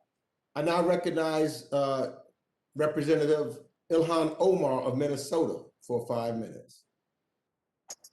Thank you, Chairman. Mr. Secretary, last time you were here, I asked about the Trump sanctions on the ICC staff. So I wanted to thank you publicly for doing the right thing and lifting them. I know you opposed the court's investigation in both Palestine and in Afghanistan. I haven't seen any evidence in either cases that domestic courts both can and will prosecute alleged war crimes and crimes against humanity. And I would emphasize that in Israel and Palestine, this includes crimes committed by both the Israeli security forces and Hamas. In Afghanistan, it includes crimes committed by the Afghan national government and the Taliban. So in both of these cases, if domestic courts can't or won't pursue justice, and we oppose the ICC, where do we think the victims of these supposed crimes can go for justice, and what justice mechanism is for? I'm sorry, Congressman, I lost you for 1 second there at the end of your question. Could you repeat that, please? Yeah, I said in both of these cases, if domestic courts can't or won't pursue justice, and we oppose the ICC, where do we think victims are supposed to go for justice? And what justice mechanisms do you support for them? Thank you. First, let me just say at the outset that it is impossible not to be profoundly moved by not just the loss of life in the recent violence and conflict, but especially the children whose lives were lost. And we all have a tendency to throw statistics and numbers out there, but we were talking about boys and girls, Israelis and Palestinians, as well as men and women. And I think none of us, from whatever perspective we come, can lose sight of that. So that's one thing that's very important. Look, you know our views on the ICC and its jurisdiction. We continue to believe that absent a Security Council referral or absent the request by the state itself, that's not appropriate. I continue to believe that whether it is the United States or Israel, both of us have the means. Mr. Secretary, I do understand that point. I'm asking what mechanisms do you think is available to them? I believe that we have, whether it's the United States or Israel, we both have the mechanisms to make sure that there is accountability in any situations where there are concerns about the use of force and human rights, et cetera. I believe that both of our democracies have that capacity, and we've demonstrated it, and we'll need to continue to demonstrate it going forward.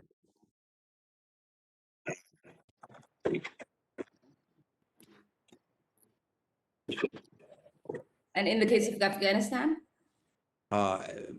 With regard to Afghanistan, if it's our objection, as you know, was to the assertion of jurisdiction over the United States in the absence of a Security Council referral. And I believe that we have the means, if there are any cases to be brought, to adjudicate them and to find justice.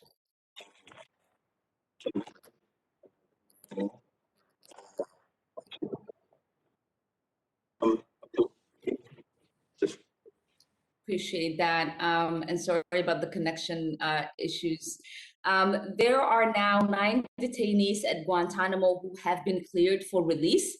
The State Department has a crucial role in to play, finally closing the prison, which represents such a complete stain on our nation's morality. I'm wondering if you will prioritize reestablishing the office of the Special Envoy for Guantanamo closure at the State Department, or create a similar position. The short answer is yes. We're working actively on these cases, and I want to make sure that the department has what it needs, both in terms of resources and personnel, and including someone who can focus on this full-time to do that. So we're actively looking into doing that, yes. Gentlelady's time has expired. I now recognize Representative Claudia Tenney of New York for 5 minutes. Thank you, Mr. Chairman. Thank you, Ranking Member McCall, and thank you, Secretary Blinken, for being here for so long. We really appreciate your willingness to sit here, and we know these are tough questions, and we're grateful for your leadership. I just wanted to ask you a little bit about some of the reports that we've seen where there's been alleged that State Department has actively discouraged officials and employees from referring to the United Arab Emirates, Bahrain, Israeli normalization agreements as the Abraham Accords, despite that being their official name. Do you support the Abraham Accords? Yes, I do. Have you heard any of this alleged activity where State Department officials have discouraged the use of the term Abraham Accords? I have not, and it's certainly not coming from me. I'm happy to refer to them as the Abraham Accords. I think they were, an important achievement, one that not only do we support, but we'd like to build on. Thank you. That's my next question. I just wondered if you could explain a few things that you may have in the works that you could speak about, if possible, on how you're going to build on the Abraham Accords and continuing with with a comprehensive plan, building on the success of those accords. I think there are two things, Congressman. One is that with regard to the countries that have already engaged in this normalization process with Israel, we want to look to see how we can be helpful in moving things along, in supporting those efforts, and that's actively underway. It's come up in a number of conversations that I've had. And then separate from that, we're looking at countries that may want to join in and take part and begin to normalize their own relations with Israel. That too has been very much part of conversations I've had with several of my counterparts. Thank you. I really appreciate that. That's going to be great for us in the future, I'm sure. One other question, just dealing with the 3 Cs initiative, just the regional effort between Central and Eastern Europe to extend cross-border energy, transportation, digital infrastructure, and to help boost the economic development. This initiative will help a lot of our members diversify away from Russia's energy supply dominance and serve as a powerful counterbalance to the influence of China on the financial investments, diplomatic engagement in the region, including the Belt and Road Initiative. And thank you for your comments on explaining a little more in depth on Nord Stream 2. I know it's not an easy issue. Is the Biden administration prepared to robustly support this 3 Cs initiative? And if so, how would you be doing that? Similar Yes. to how the Trump administration did. Thank you for flagging that. The short answer is yes. I had the opportunity to actually speak to countries involved in this. I've in my own engagements and diplomacy encouraged their engagement and our own. And as you know well, we have our own tools that I think can strengthen that, including the DFC. And so we're very much focused on that and making sure that we're bringing to bear the tools that we have to strengthen it, to advance it. Thank you. I really appreciate that. Also, just want to say thank you to you and your team for meeting with us and keeping us abreast, along with Representative Castro, on the situation in Burma. we hope you continue to focus on this and we can find, you know, some kind of peace and some kind of resolution to this situation. Obviously, we have introduced legislation for an arms embargo against China and against Russia. In the Security Council, we know that's you know, hopeful, but we hope that you will continue to support that, and the Burmese people in our communities will have some kind of relief and restore democracy there and restore the government that was democratically elected. But we appreciate your efforts and really grateful for your comments today. And I yield back my time. Thank you, Mr. Chairman. Thank you. Thank you. The gentlelady is back. I now recognize Representative Colin Allred of Texas for 5 minutes. Well, thank you, Mr. Chairman, and Secretary Blinken. It's great to see you again so soon. I want to thank you for coming before us again, and just mention how impressed I've been with your responses on a wide range of topics. There is so much going on in the world and so many things I would love to discuss with you, but I wanted to try and drill down on 2 things, and then perhaps we can find time for the other things another time. The first is about the Direct Access Program for U.S. affiliated Iraqis. A constituent of mine, Alan Vaught, who bravely served our country and fought in Iraq, wrote to me for assistance with his interpreter, Abdusalam Muhammad Jamil al-Basri, or Sam for short. So let me just tell you a little bit about Sam. Sam had applied for refugee resettlement through the Direct Access Program and had been cleared through the process. When President Trump suspended the program in 2017, Sam had to reopen and start over from the beginning with his case. And he has once again made it to the final stage of the process, only to find that the program has been suspended again due to an ongoing fraud review. And although I certainly understand and appreciate the need for a full review into any fraud committed by U.S. officials or anyone else, the suspension was supposed to end in April, and it seems as though the suspension has been now extended indefinitely. With the humanitarian and security concerns, do you have any updates on when this program will be able to continue, or when consular operations will resume at the U.S. Embassy in Baghdad? Thanks for flagging that, because look, I share your strong commitment to doing right by the people who did right by us. We have to do that, and I'm going to go look into the status of this. I don't know exactly where it stands. We did have a concern related to fraud. We wanted to make sure that the program is fully secure and not take any chances. So there was a review. I don't know the status, but we'll come back to you on that. Yeah, I appreciate that. And I was going to say, if you need to get back to me on this, I'm happy to work with you on it.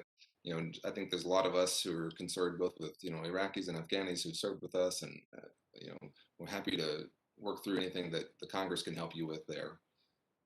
Turning now to a totally different topic, Mr. Secretary, I want to just quickly discuss the G7 summit, the upcoming summit, and ask about cooperation among our allies to combat the misinformation campaigns perpetrated by countries like China and Russia that we all have discussed today and at length.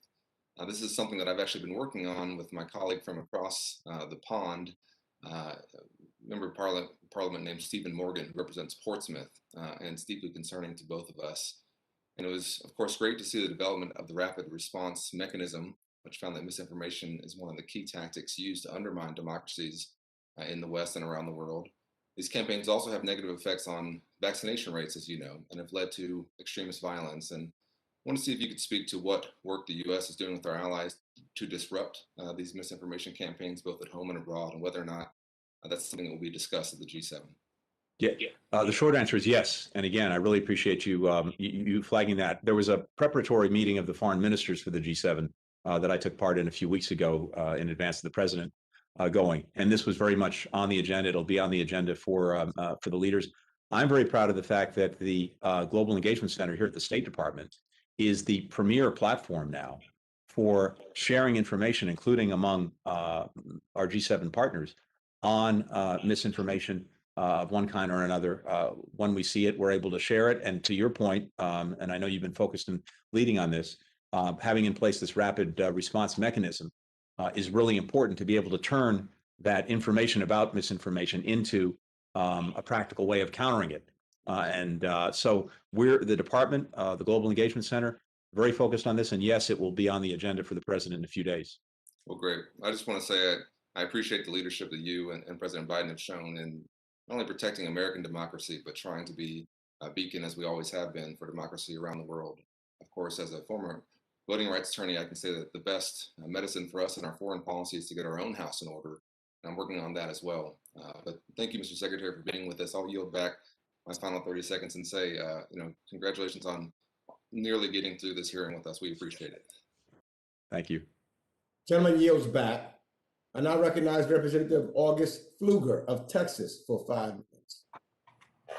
Mr. Chairman, thank you very much. Ranking Member, thanks for holding this. Mr. Secretary, thank you for being here. I appreciate the conversations we've had about my constituent, Trever Reed. It's obviously very important that we bring him back home to Texas. Just in the past couple of weeks, he was diagnosed with COVID, reportedly tried to get medical care and help from the prison that he is unlawfully being held in, and was refused that service until several days afterwards. So in the upcoming, and thank you for your efforts publicly to bring him home, among others, will President Biden be bringing this up with his counterpart, Mr. Putin, in the upcoming summit? Yes.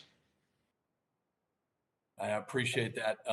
Anything that you can do publicly to continue to apply pressure is very important. Moving to the next topic, very concerned, continued concern, and a lot of my colleagues have talked about Nord Stream 2 and the project there.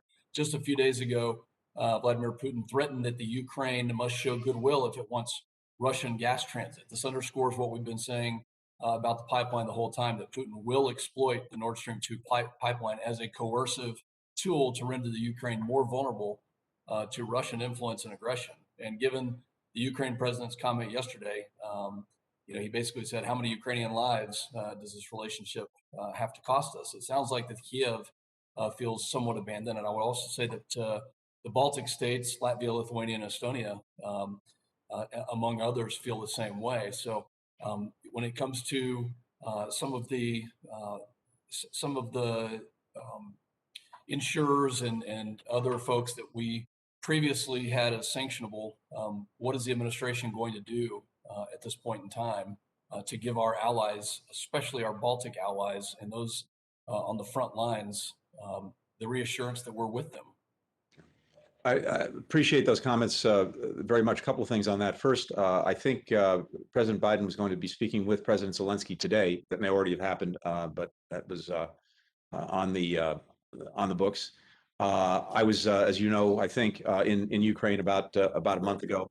I strongly reiterated our commitment to Ukraine's sovereignty and territorial integrity, and to defend Ukraine against aggression in all forms coming from Russia, to include using energy as a tool of coercion, and we're determined to do that. We had a conversation a little bit earlier about Nord Stream 2 and the reality that the pipeline began construction in 2018.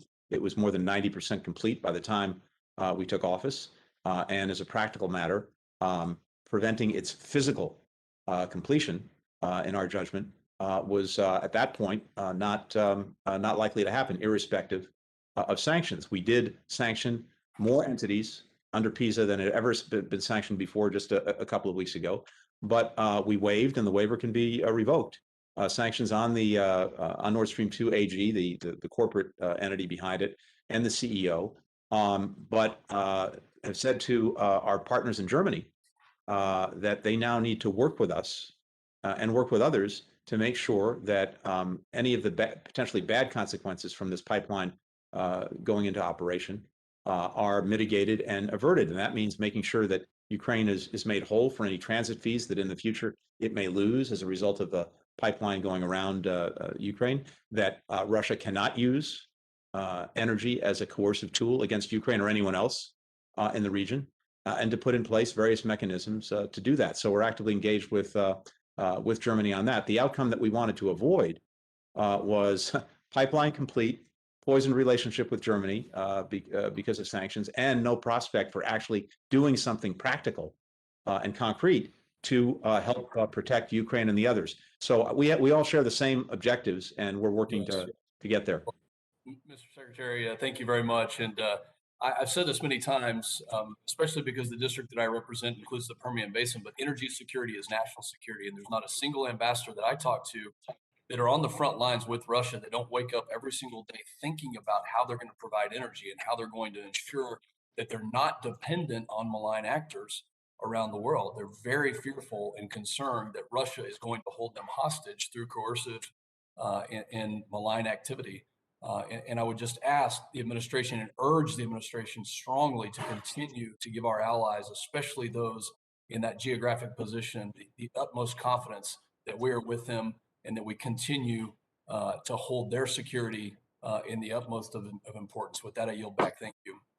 Gentleman's time is expired. I now recognize Representative Andy Levin of Michigan for 5 minutes. Thank you, Mr. Chairman. Hi, Mr. Secretary. Good to see you. Thanks for your service and sticking with us today. On May 24th, the managing editor of the news outlet Frontier Myanmar, Danny Fenster, was arrested at Yangon International Airport, where he was heading home to visit his family in Huntington Woods, Michigan, in my district. He's been transferred to insane prison, which, according to CNN, is one of the country's most notorious political prisons, known for its deplorable conditions. Journalists like Danny put their lives on the line because they believe in truth-telling. His case hits home because it's about our fundamental values on democracy and good government. And it literally hits home for me because Danny and his brother Brian went to my high school. They're Berkeley Bears. His loved ones and his many supporters are in pain, and I just can't rest until he arrives home safely. My staff and I have been on the phone with your department staff, embassy officials, and Danny's family every day, doing everything we can to draw attention to his case and make sure his immediate and unconditional release remains a top priority. I want to thank you, the State Department, and especially our ambassador in Burma, Tom Vida, for your hard work. I'm truly grateful for that. Nevertheless, Danny remains in prison with no charges and no consular access. We need him freed immediately and unconditionally. Mr. Secretary, I need to ask you to redouble your efforts. What can you do more, and what can we do in Congress to support the State Department's efforts to bring Danny home? Thank you. I appreciate everything you said. We share the deep concern for Daniel Fenster, that we have another American citizen journalist, Nathan Mong, who is also being arbitrarily detained. We've had access to him. We've not had access to Daniel Fenster. That's a violation of, among other things, the Vienna Convention. We are pressing this in every way that we can. We have very limited, if any, contact with the military regime, but certainly through others, we're pressing this as best we can, and we will continue to do so. I think we have other countries also have detained citizens in Myanmar. Deep concern there as well, and we are all working together as well to try to get our people home. And it's, as you point out, even extremely egregious in the case of journalists who are doing their jobs on behalf of all this. So all I can tell you, all I can commit to is doubling down on our efforts to do this. I wish I had a sort of silver bullet answer here, except to say we are very focused on this, very engaged. We want to get them out, get them home. Great. Well, we're here to help you in any way. Let me ask you about Haiti. As you know, an OAS delegation is visiting Haiti this week. And while I certainly welcome all efforts to bring about a Haitian-led solution to the current political and constitutional crisis, I'm concerned by reports that the delegation does not plan to discuss the constitutional referendum plan for June 27th. This referendum is widely considered, almost universally considered, illegal, and any discussion that sidesteps it cannot produce workable solutions. In addition, I'm worried that our administration is focused on pressing for elections at any cost, even though elections held under the auspices of the de facto President Moïse regime would not be free or fair. Instead, we should be tackling the corruption, the violence, the impunity, and other conditions fueling this crisis and pushing back on this planned referendum forcefully. What is the administration doing to make clear that this illegal referendum should not take place? Well, thank you. And our position is indeed that it should not. That is the position of our government. We're making that position known. I believe we're part of the OAS delegation that is in Haiti or is about to be in Haiti. So you believe the OAS delegation will raise this? Because we've heard they're not even going to raise it, sir. Well, let me come back to you on that because I'm not sure. All I can tell you is our own policy, which would be reflected in anything that we say or do, is to oppose the referendum for the reasons you cite. We're supportive of other pre-election activities. We still think there's a possibility and an opportunity if the appropriate steps are put in place to have an election. But the referendum we oppose for the reasons that you cited. Meanwhile, we are trying to provide additional assistance, including to the police, to more effectively do their jobs and deal with the profoundly troubling insecurity that exists in Haiti. The gentleman's time has expired. Thank you. I now recognize Representative Nicole Malliotakis of New York, who's the ranking member of the Subcommittee on International Development, International Organizations, and Global Corporate Social Impact for 5 minutes. Just reading my title took half my time away. But thank you, Mr. Chairman. Thank you, Mr. Secretary, for your time today. As you know, we give hundreds of millions of dollars to the World Health Organization. We are actually pay for about a quarter of the assessed fees, more than any other nation. And I'm concerned about their transparency, their accuracy, and their willingness to truly investigate the origins of the COVID-19 pandemic.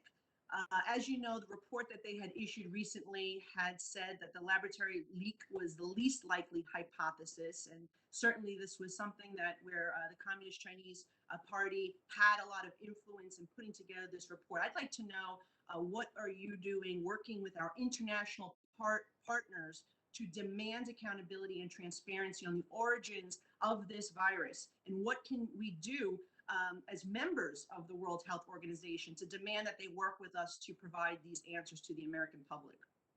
Thank you. I share your concerns.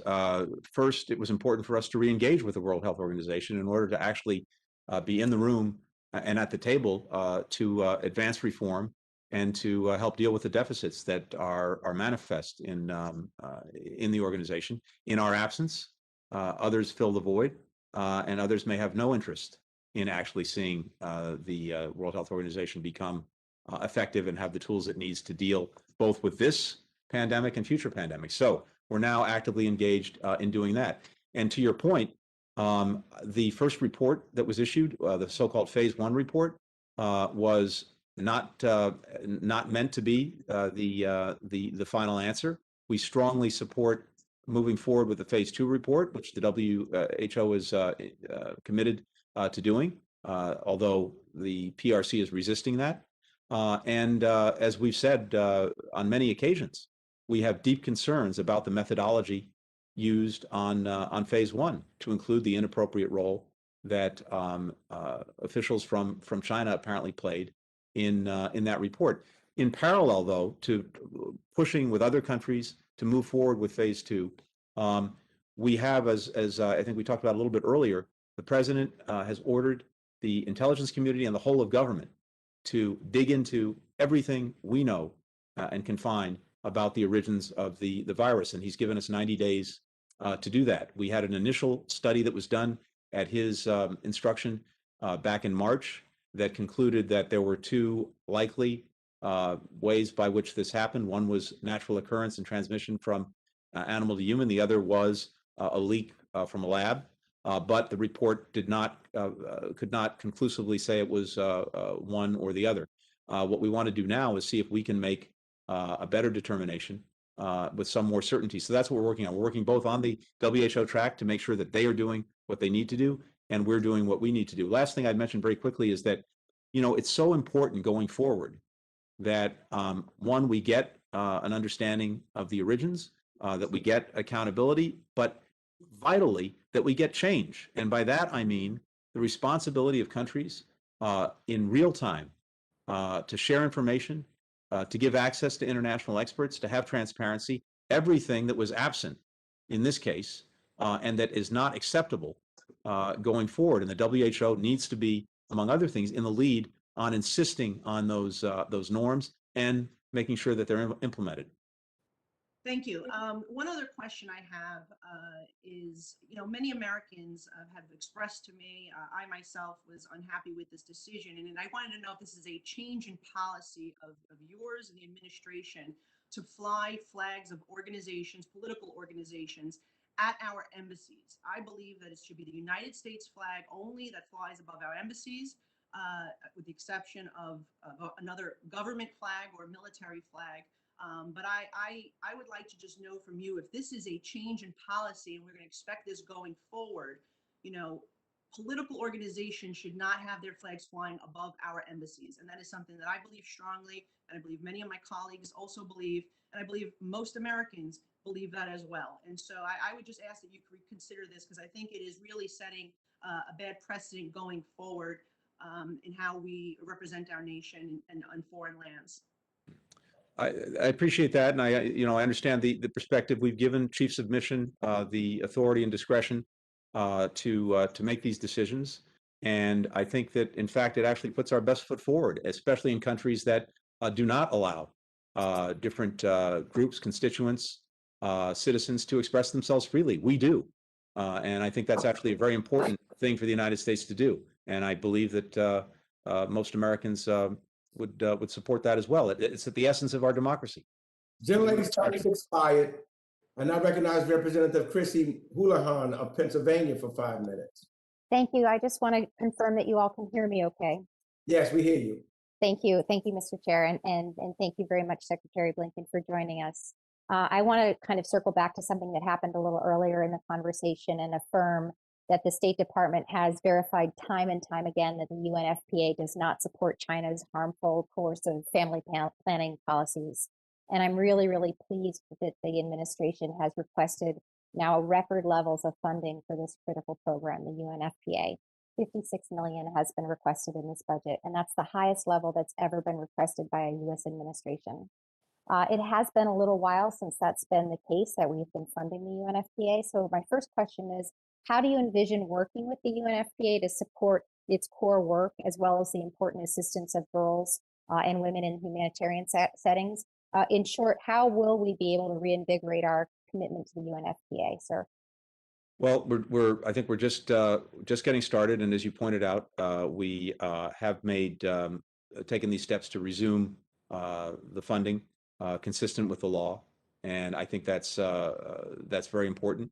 What I'd be happy to do is make sure that our teams link up both to get your own thinking and ideas about how we can most effectively engage, and also to share our own.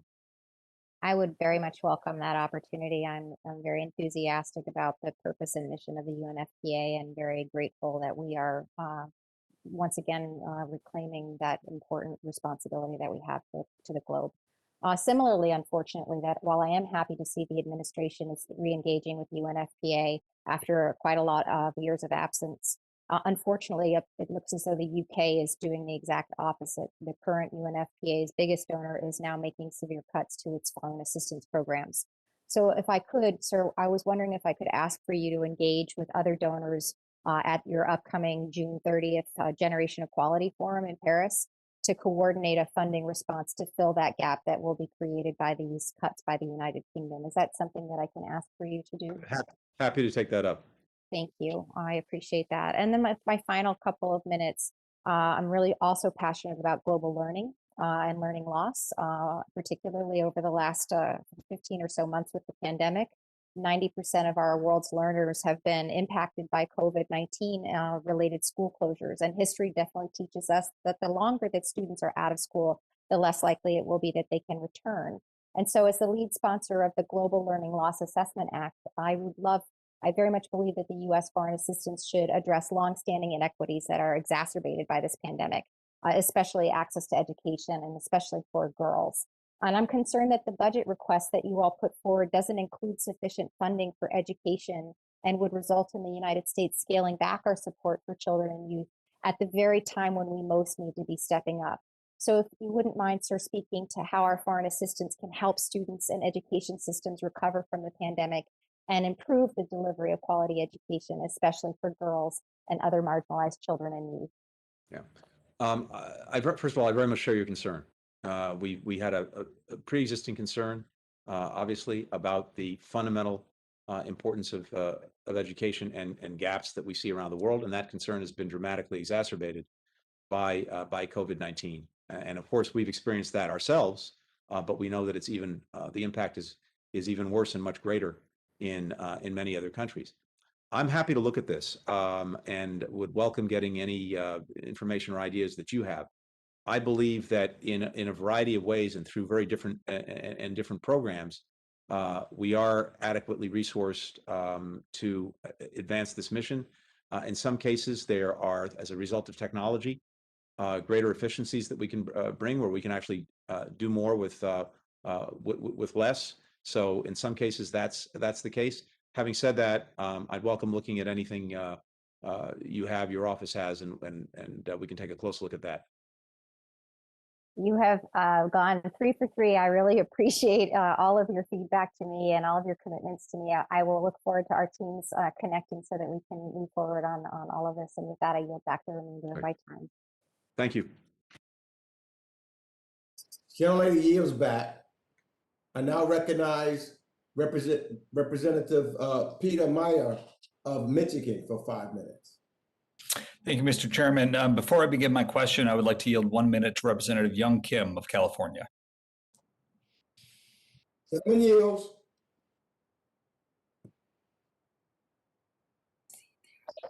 There.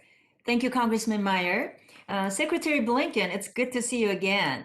I want to quickly touch on the recently announced international vaccine distribution plan. While this is a welcome start to reasserting U.S. leadership on global health, 25 million doses are not nearly enough to compete with the vaccine diplomacy of China and Russia. So I would hope and expect the administration to send even more doses abroad soon and update this committee regularly on expected timelines for delivery and to which countries. So let me now move on to an issue from your last visit to this committee, where you assured me that President Biden was interested in appointing a special envoy on North Korean human rights issues. That was 3 months ago. And human rights issues in North Korea have still not been substantially addressed by this administration. So can you now provide a timeline for when President Biden plans on appointing a special envoy on North Korea human rights as required under the North Korean Human Rights Act? 2 things. First of all, let me answer your second question first. We will be coming forward with that. I can't put a timeline on it. We're determined to do that. I think, as you know, the vetting process has become ever more complicated, ever more time-consuming, ever more laborious. We want to make sure that all of that is done appropriately, but we will do that. As soon as I have a better sense of timing, I'm happy to share that with you and your office. But we're committed to doing that. And second, with regard to COVID, it's not just these 25 million. It's 80 million vaccines between now and early July. We will have shared more vaccines by a factor of 5 than any other country on Earth, including China. And it doesn't stop there. There will be excess vaccines going forward beyond July. And as I noted, we're also working very hard on increasing capacity to manufacture vaccines so that there's a much greater supply and that we can be the leader in getting the world vaccinated as quickly as possible. Thank you very much. I'd like to yield back the balance of my time. Gentleman reclaims his time. Thank you, Mr. Chairman and Ranking Member McCall and Secretary Blinken for joining us here today. I just want to reemphasize what several of my colleagues and what the Ranking Member said about the Special Immigrant Visa Program for especially our Afghan interpreters who served with and under the United States military during our conflict as that conflict comes to a close. Mr. Secretary, I know you mentioned that we will continue some of the processing ability even after the troop withdrawal, but I would like to continue to emphasize the need to explore options in a third country or in Guam, as was done with Operation New Life in 1975 under President Ford's administration at the conclusion of the Vietnam War. Within a matter of weeks, over 100,000 folks were able to get settled, processed, and prepared. I know we've spoken with DHS on the vetting side, and that chief of mission approval does seem to be the major backlog. So we are fully here to support what we can do to make sure we are doing right by our allies. And I also wanted to emphasize what my colleague, Mr. Levin from Michigan, said about Danny Fenster, the Michigan journalist who was arrested by the Tatmadaw on May 24th.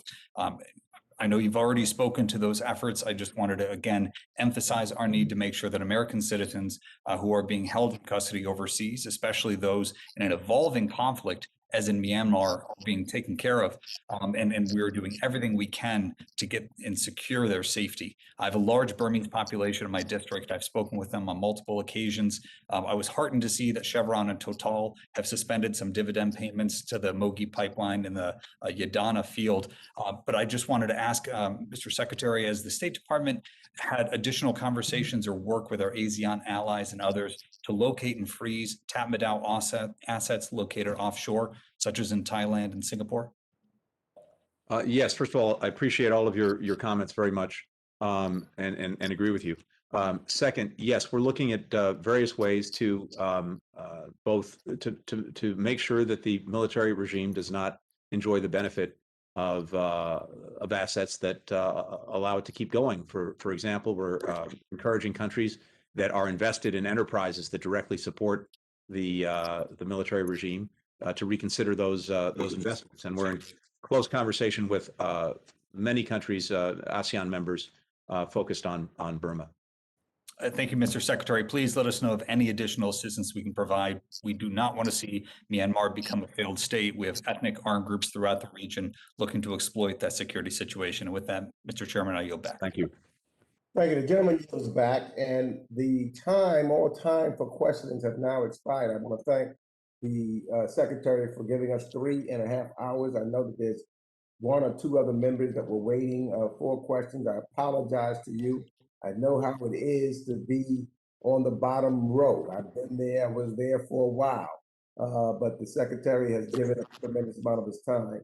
And so I think that I just wanted to ask the ranking member on the call, I want to thank him for his cooperation in putting this hearing together.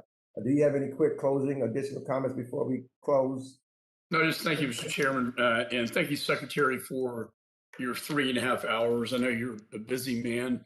And I just want to conclude with, if there's anything Congress can do to help you, again, with these Afghans who are so loyal to our troops and put themselves in harm's way, that when they're put in harm's way, we protect them from the Taliban. I think the worst thing I could think of would be if the Taliban took over and slaughtered them. And then also force protection at the embassy is very important as well. And I've had several briefings on that. And I know you're acutely aware of that as well. So if there's anything that we can do, I think this is an issue the chairman and I are in agreement on. And as with most issues, we are. And we thank you for your time today, sir.